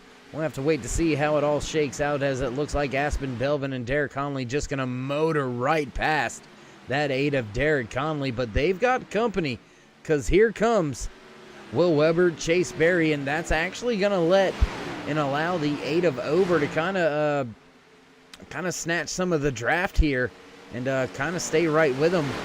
And it looks like the kid gonna squeeze out on track. Will he be able to stay with this lead pack? Not quite sure. Looks like driver's gonna go right on by him. Fortunately, he's gonna be able to still sniff some of this draft and stay with the lead pack, just not up there right at the front. And we've got a little bit of an interesting thing going on here, Dan. These drivers that have already come to pit road, as we're watching right now, Aspen Belvin, Will Weber, Derek Conley, Travis Elliott, none of these drivers have enough fuel to make it to the end. So they're going to have to hit pit road for at least another splash of gas. And as a matter of fact, I think the entire field is going to have to come back to pit road at least for a splash of gas. Yeah, with a 18 to 21 lap window, you're definitely going to have to get at least a splash. That way you have enough for at least one green-white checkered. It's Talladega, man. You know something crazy is going to happen, and you're absolutely right. Well, I mean, believe it or not, as contrary to popular to belief, I'll spit it out eventually. I've witnessed big time moment there for Will Weber. He gets a little bit loose after almost contact with Derek Conley. He collects it. We stay straight and right, headed in the right direction. Green flag racing still on our hands here. 21 laps left to go here tonight. But as I was saying there, Dan, before that little bit of a hairy moment, I've witnessed it multiple occasions here. The OP Racing Super Speedway Cup Series presented to you by Forex Graphics. Green all the way to the end, from start to finish, no cautions except for the stage ends, and not even your big boys on Sunday. Heck, not even the little boys on Thursdays or Fridays, and the trucks get that done. So, I mean, we may be green to the end here. This could play out where we have the long fuel run. The fuel strategy could end up playing a big-time factor in who walks away with the race win. And look who's back up there hunting the front, leading this race, that 28 of Derek Conley. Yeah, he's right in the mix. He's got everybody's number today. He's super smooth on the wheel. He's made all the right choices of when to pit so far. But you're absolutely right as far as the way this race has played out. This has been one of the cleanest races we've seen all regular season. So you could be right. I don't believe you that you're right, but you could be right. We could see this thing go green all the way to the end. Well, I mean, the only reason it's hard to believe me is because right now we're looking out there on track at the cars, and we're starting to see some of that 3-wide action starting to unfold once again. And when that happens, it only takes just a fraction of a wrong move, not even a complete wrong move, just a little bit of a wrong move, and it can go super bad. And just as I say that, looks like all the drivers beginning to bail out, as it looks like we're going to have a mass exodus to pit road here in the next lap or two for that splash of gas to make it to the end, because everybody's bailing from that third lane. Now it looks like that middle lane just falling way back behind. Definitely getting swallowed up by the inside lane. I'm just kind of bouncing around watching some cockpit views and stuff that we have on our telecast. Not really our telecast, but here up in the broadcast booth. And these guys are kind of making like trying to make room for themselves. I was just watching the 5 of Chase Berry there for a second, and he was just kind of trying to just inch that car ever so slightly to the left, hoping somebody would make room for him. And now he's got help, so he's probably perfectly content to stay where he's at for a few laps, and then make his dive to pit road after a little green flag run. Yeah, and I mean that's what makes these green flag pit cycles so tricky, because you're driving at such a high rate of speed. These drivers are upwards of 200 miles an hour for the majority of this race, and you're trying to fit your car at 200 miles an hour down in between another 2 cars going 200 miles an hour when there's not enough room. You've done it on the interstate or in a traffic jam. You kind of squeeze your way on in there, and that's just what you've got to do sometimes, especially if you want to try to stay on cycle with your teammates and things of that nature. This point in the race, I don't necessarily know that teammates are a high priority, but numbers on pit road are an absolute must, as it looks like most of the field or most of that inside lane going to come to pit road. Aspen Belvin going to take over the race lead as he continues to stay out on track. Travis Elliott right behind him. Cody Ober, Chase Berry, looks like Jimmy Crow also staying out there on track, as Derek Connolly, Will Weber, Josh Milam, Hunter Reynolds, Randall Cobb, Jimmy Reynolds, Dustin Barber, Rick Sebrands all onto pit road that time by. Yeah, big mass exodus of cars there. So we're going to see another mass exodus here. There's only 2 cars on the outside lane going down the backstretch here. So look to see the 84, 51, 8, 53, the 5 of Chase Berry, the 18 of Mark Vega. I can't really see who that is. The 62 of Les Levy coming to pit road. Yeah, 53 stay out. Yeah, it does look like everybody but Cody Ober, Dave Hunt, Sean Stevens, Jimmy Crow, and Logan Helton coming to pit road this time by. So the majority of the field going ahead and making their green flag pit stops. We've got 5 drivers staying out on track right now, and man, they've got to be cutting it close on coming to this time. Otherwise, they're gonna start probably falling behind the 8 ball a little bit here. I'm not quite sure if they're going to be able to stay out more than this time by and still be able to cycle in with the race leaders. I would say you would be correct. I'm not really sure. Yeah, there's most of them. The only one that's stayed out that has not been to pit road in this current green flag pit cycle is the 53 of Dave Hunt. Everybody else comes to pit road. The 63 of Logan Helton, the 8 of Cody Ober, 16 of Jimmy Crow, 27 of Sean Stevens, and I believe that is the 82 of Dan Harrington back there as well.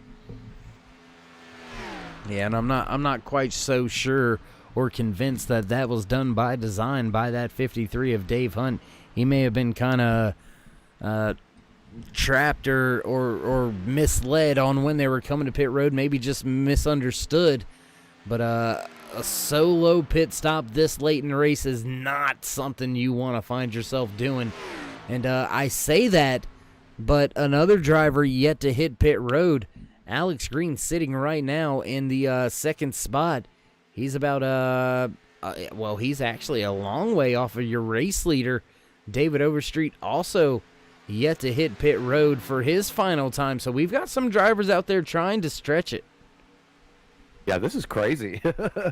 This is nuts. Most of the field is heading into turn 3 right now. Swallowing up the inside lane of 77 of David Booth there and the 63 of Logan Helton. Looks like these guys are kind of getting sorted out where they want to be. That was a crazy amount of pit stops, and that cycle was just nuts. Yeah, it's got the field all sorts of out of whack, that's for sure. Alex Green leading the race right now. He's got himself about an 8-second gap back to this very fast, hungry pack of cars that are just, they're eating his race lead up very quick. Aspen Belvin now dropping to the bottom. Travis Elliott right there with him. There is Derek Connolly. He's got the 7 of Josh Milam. right behind him. And they've got help with Will Weber as well as the kid Logan Helton right there as well. And this should be the battle for the eventual race lead as Connolly gets a big shove. He gets clear. Milam clear as well. Are they going to stay or drop to the bottom? Will Weber looks like he's clear. He's going to drop down. The trio going to leave the kid high and dry up there on the outside lane. Can Aspen Belvin close that gap and keep the kid stuck out there on that outside lane? Yeah, Aspen should be able to maintain this spot, especially with Travis Elliott there behind him. We alluded to that earlier, leaving people hung out to dry, and we just saw it come to fruition. And, unfortunately for the kid, that knocks him back to about 7th or 8th spot there, but he does have some help, so don't count him out just yet. Yeah, I mean, the race isn't over, so you can't count the kid out. That's just not something that you do before the checkered flag flies. But, man, I tell you what, we kind of joked about Connolly having in their number, but, man, I tell you what, he's not playing. He's up here leading that inside lane, out here leading the race 3 wide, 4 wide, coming off of turn number 2. 4 wide. Is that 5 wide? Tell me that's not 5 wide. That's 4 wide again. Yeah, it was almost 5 wide there for a brief second. All I could say was, please just tell me that is not 5 wide. I don't even know how to call 5 wide. Cinco de Wido. No, I don't think that's right, but we'll let you live with that one for now. And man, you can tell the end of the race is right here because the field getting way more racy than we've seen all night long. So yeah, man, I'm telling you, the big one looks like it may be brewing. Yeah, it's definitely on its way here. Travis Elliott in the 51 machine getting hung out to dry, catching the 15 of Alex Green. They swallowed up that 8-second lead he had in about lap and 3/4. Will Weber leading the way in the Ryzen-sponsored machine. That's a nice-looking race car. He's rocking with a different paint scheme this week. I have Ryzen CPUs in my machine, Dave, so shout out to Will Weber for rocking a nice superior sponsor this week. I know that means nothing to you, but I don't even know what you just said. Technical mumbo jumbo. All I heard was you're great and you're awesome. That's all I heard. I don't know nothing about no rice or riding or I don't know. Ryzen. I actually have one as well, just saying. Anyways. Yeah. They allow us to bring all of these great race fans this awesome racing content live from Talladega Superspeedway on iRacing.com, the world's #1 motorsports simulator. I love this. This is so fun. It's a beautiful thing. Absolutely beautiful. Technology's wonderful. Will Weber continues to lead the race down there on the inside lane. Looks like he's got help. Derek Connolly right there. I wonder what Derek's thinking, what if he wants to be leading one of these lanes or if he's just quite content where he's at right now, knowing that we may have a big one on our hands here very shortly. But Will Weber has the lead for right now. Connolly running second car inside lane. Josh Milam falling to the wayside just a little bit on that outside lane. He's got Cody Ober as well as Hunter Reynolds. We talked about Reynolds earlier after that little mishap he had going down a lap. And now here we go. We said it. He'd be back up here by the end of this thing up inside the top 5. And where is he? Running. Well, he's in 6th.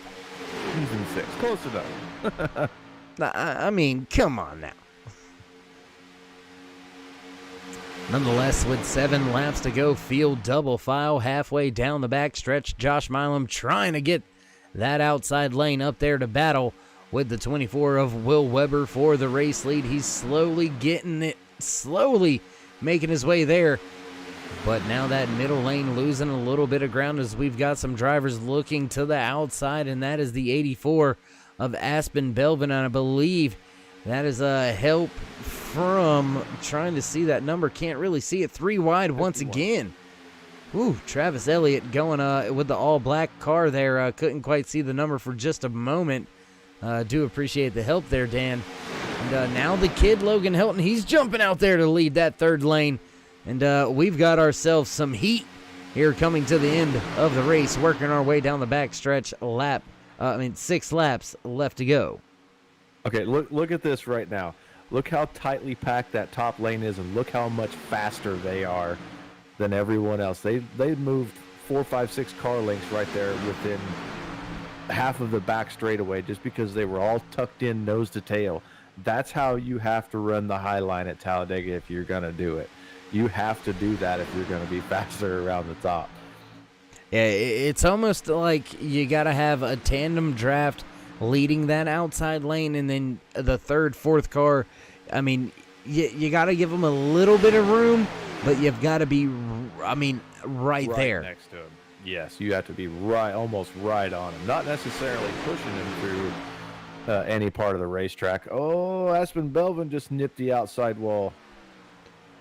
And that's just a product of, I believe, some pushing and just the air changing now, as we've got 3 wide, about 4 rows deep here now. So the air changing on these Cup cars, changing the handling, and the drivers that are liking what they're seeing right now. That 24 of Will Weber as well as the 28 of Derek Conley. When you see that 3 wide in your rear view, 2-3 rows behind you, you really like it, because that means that middle lane's not really going to get the run that they need. As Logan Helton with a big moment right next to the outside wall. Looked like he may have scraped the wall there for just a brief moment. He's going to give up the lead of that outside lane too. I believe that 51 of Travis Elliott now taking over the lead of that outside lane. And he's still got Aspen Belvin right there with him. But Josh Milam, Dan, he's right there almost for the race lead. Coming through 3 and 4. Going to have 3 laps to go when we cross the line this time by. If Conley wants to take this race home, he is going to have to tuck right into Will Weber and throw caution to the wind here. And he is going to have to get Will Weber and himself clear of that 7 machine of Milam. And he's going to have to do it within a couple 3 corners here, because it's going to happen. It's going to happen fast. He has to get up underneath that 24 Will Weber and shove him out of the way so he can make a hole for himself. Yeah, we're going to have to wait and see how it all unfolds here. I mean, the options are slowly running out for not just Connolly, but a lot of drivers. With just 3 laps to go, you're going to have to make that move and make it soon. As James Mayer, he jumps to the outside now in that 95 machine. He's all alone, though. I'm not sure that's going to be the move to make. Cody Ober looks like he slides up to block that run. May have looked to go with him for a brief moment, as Meyer's starting to slowly make some distance now, all by himself. Popsicle sticks this time by as Will Weber crosses the start-finish line. We've got 2 laps to go here at Talladega. Josh Milam trying to see if he can't get the middle lane to surge forward and go up there and battle Will Weber for your race lead. I believe you might see that move I was talking about here real fast. Nope, not going to happen this time around. And not going to happen this time around. Halfway down the backstretch now into turn number 3. Derek Conley still tucked up in behind that 24. Not pushing quite yet. Now a big run for that bottom lane off of turn number 4. We're coming to the tri-oval, man. White flag flies here at Talladega Superspeedway. Final lap here tonight. Next flag will end the race. Conley trying to get the job done, trying to push Will Weber well and clear. Will he make a move and a jump to the outside lane down the backstretch? 3 wide for third place behind your top 2. Conley remains tucked in. Here comes Aspen Belvin on the outside. Milam still stuck in the middle. Big push out of Mayer on Belvin. Belvin right there. He's going to drop to the middle lane. 3 wide for the race lead through 3 and 4. Weber on the bottom, Aspen Belvin on the top. Now James Mayer falling to the wayside. 2 wide for the race lead. Here comes a run from Aspen Belvin, and here comes the 24 of Will Weber. 3 wide once again to the line. Oh my goodness. Contact. Aspen Belvin crosses the line. Holy cow.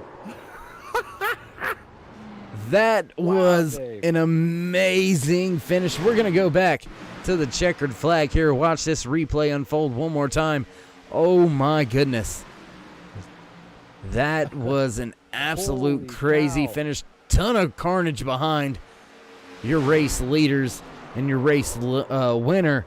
Ton of carnage back there, but that was a great run. We'll watch it one more time here on the replay before we rejoin the race live back with your race winner. Man, that was a crazy run to the finish right there. Heck of a job out of that 84 of Aspen Belvin, man. Heck of a run right there at the end. Absolutely. Great drive by him. He took command of that outside lane there halfway coming to the checkered flag on the backstretch and literally ran that thing around the high side. And I don't even remember who was behind him at that point, but man, what a drive from Aspen around that top line. It was actually the man that's watching him right now, the 95 of James Mayer, pushed that 84 clear.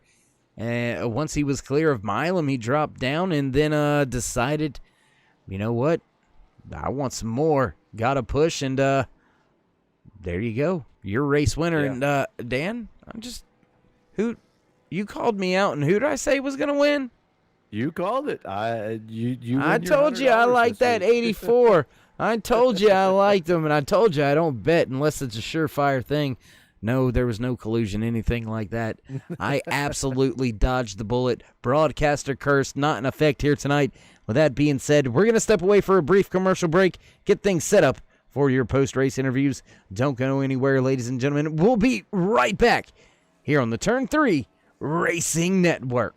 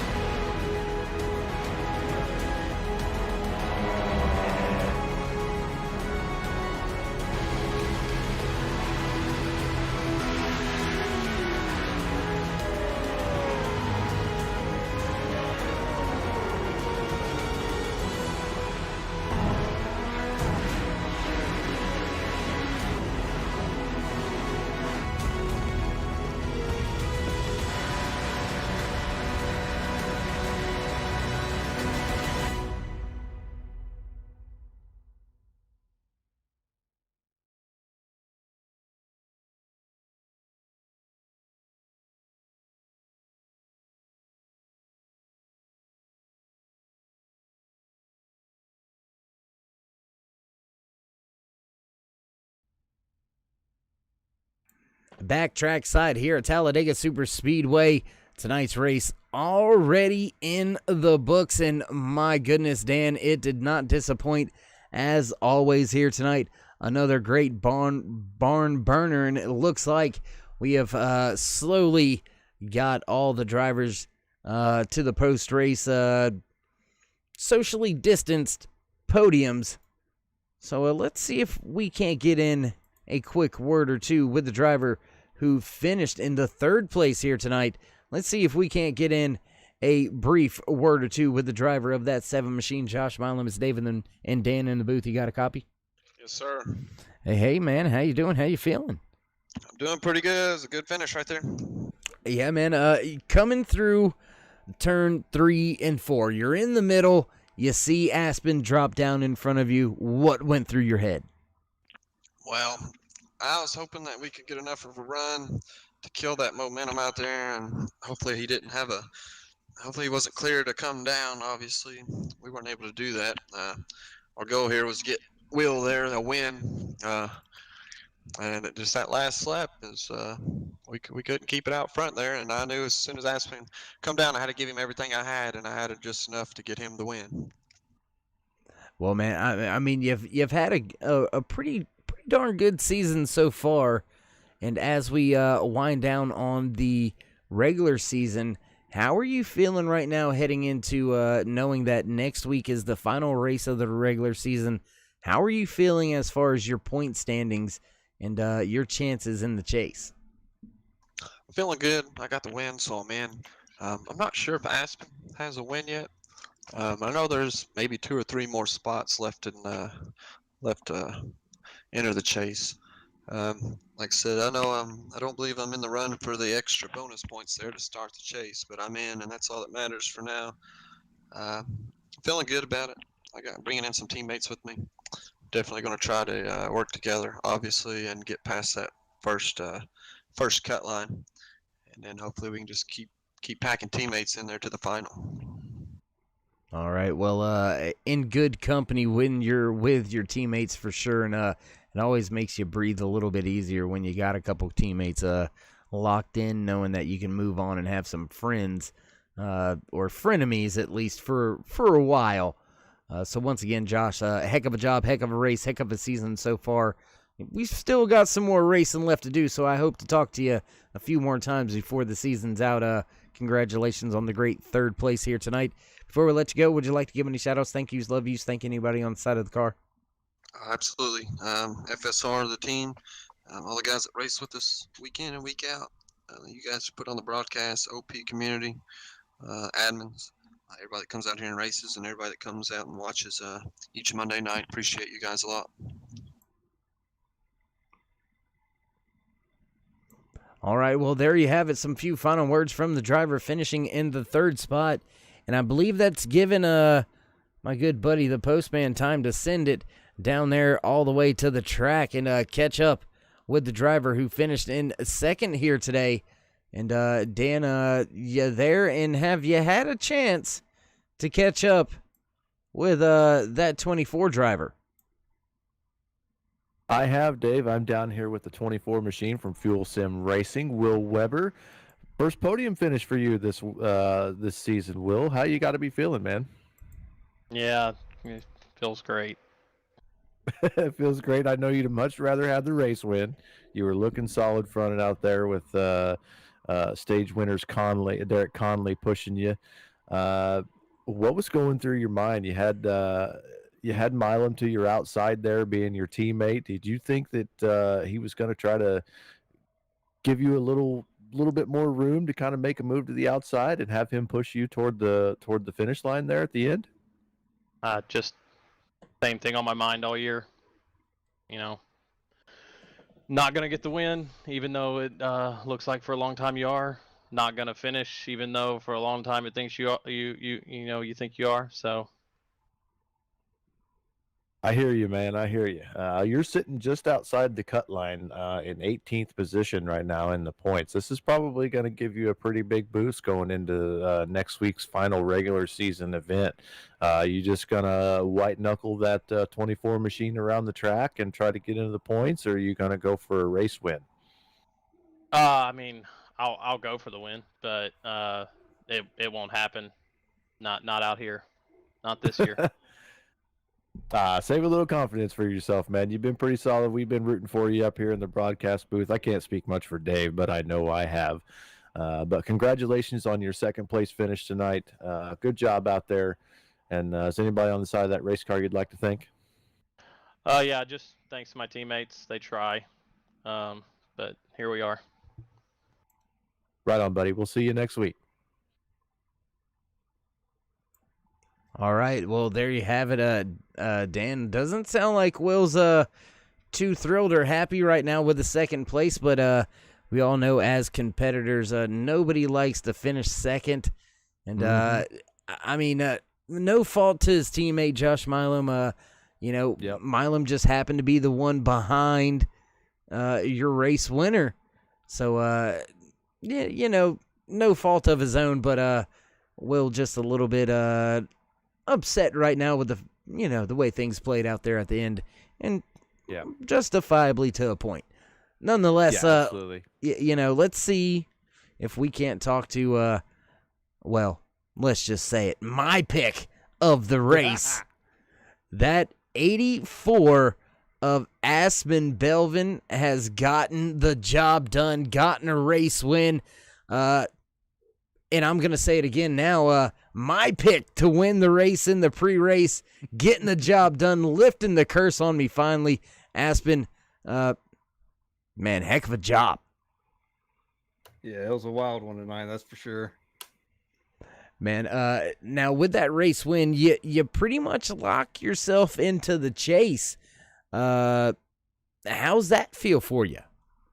It definitely takes a lot of weight off the shoulders. No more monkey on my back. But it's going to be a nice couple weeks going forward.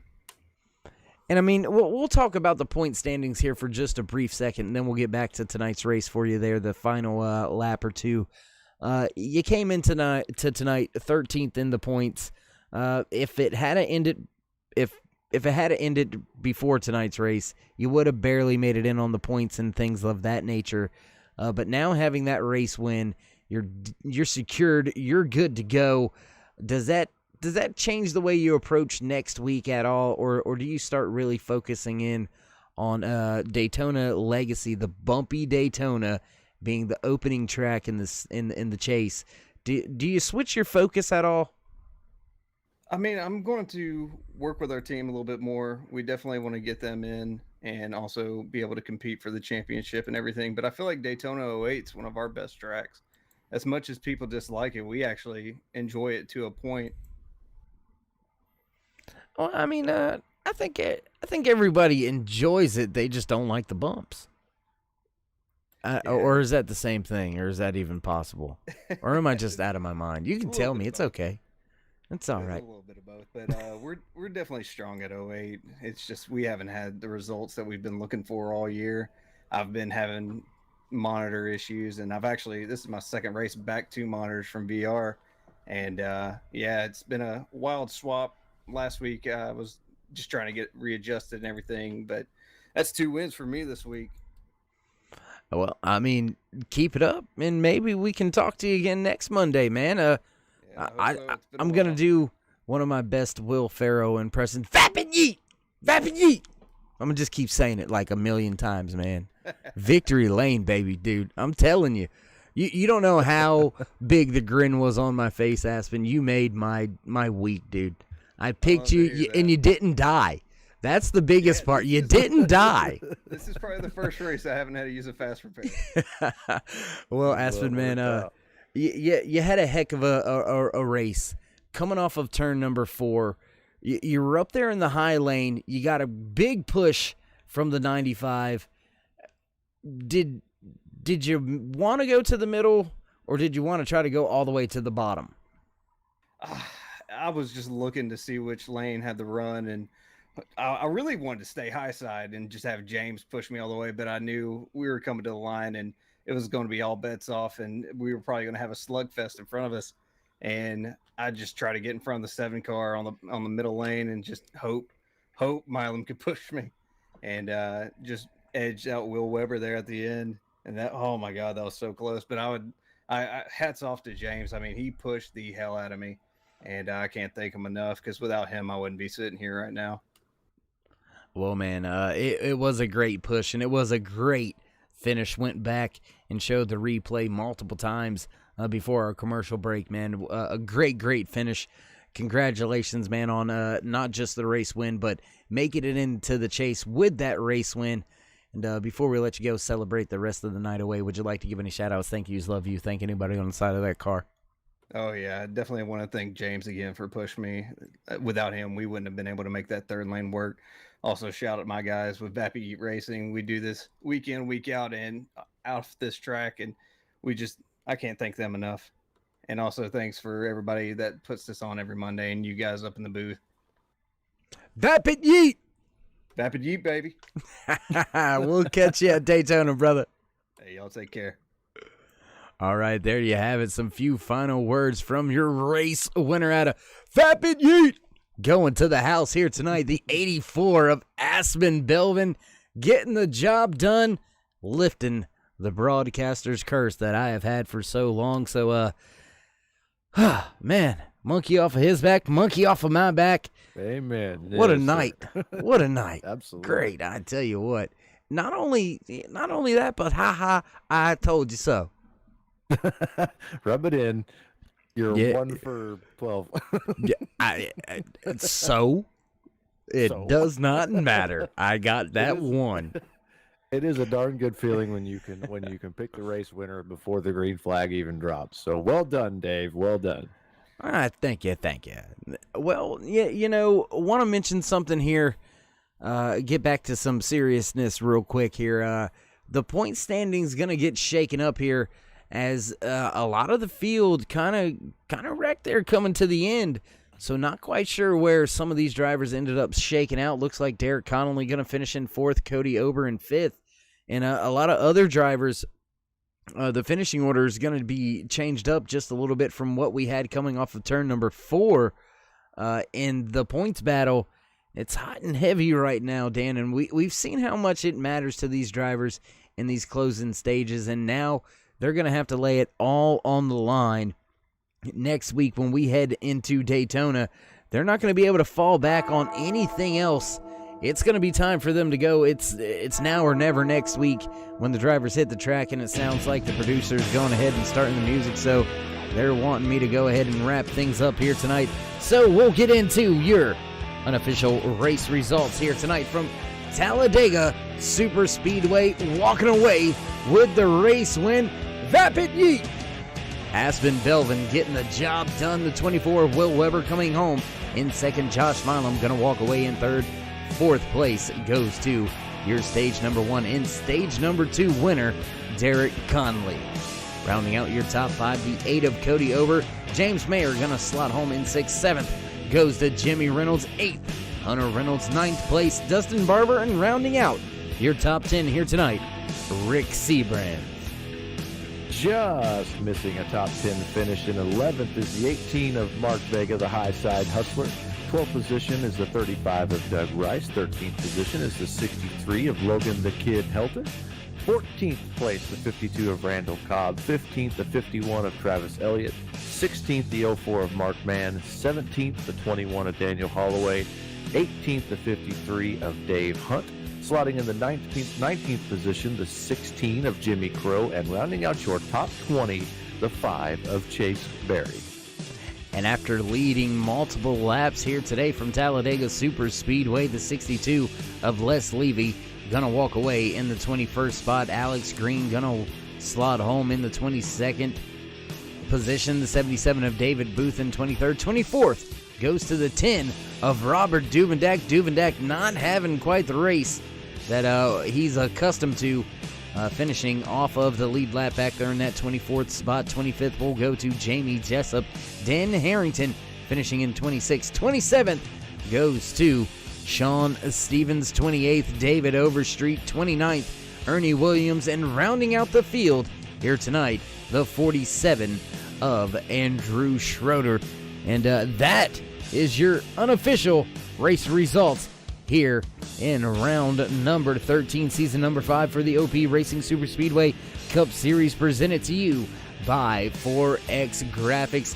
With that being said, with everything already wrapped up, it looks like the rest of the crew are already ready to unplug me. So we're going to go ahead and step on out of here. We look forward to catching up with you next week when we hit the track at Daytona International Speedway for the season finale, regular season finale that is, here in the OP Racing Super Speedway Cup Series, powered by 4X Graphics.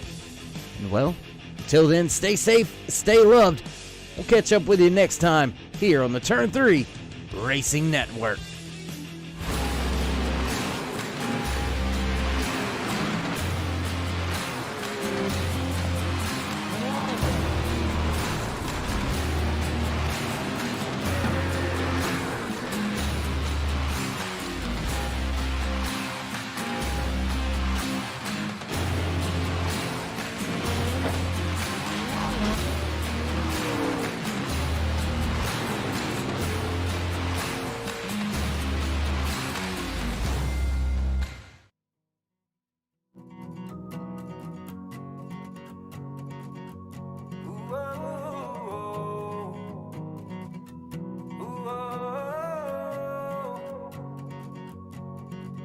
The only poison I've had is IV. The only man I fear is God. No snakes can make me run now, 'cause I've been bit by a moth. No bug can stare me down. No neighbor can shut me up. I'm off the grid and I'm off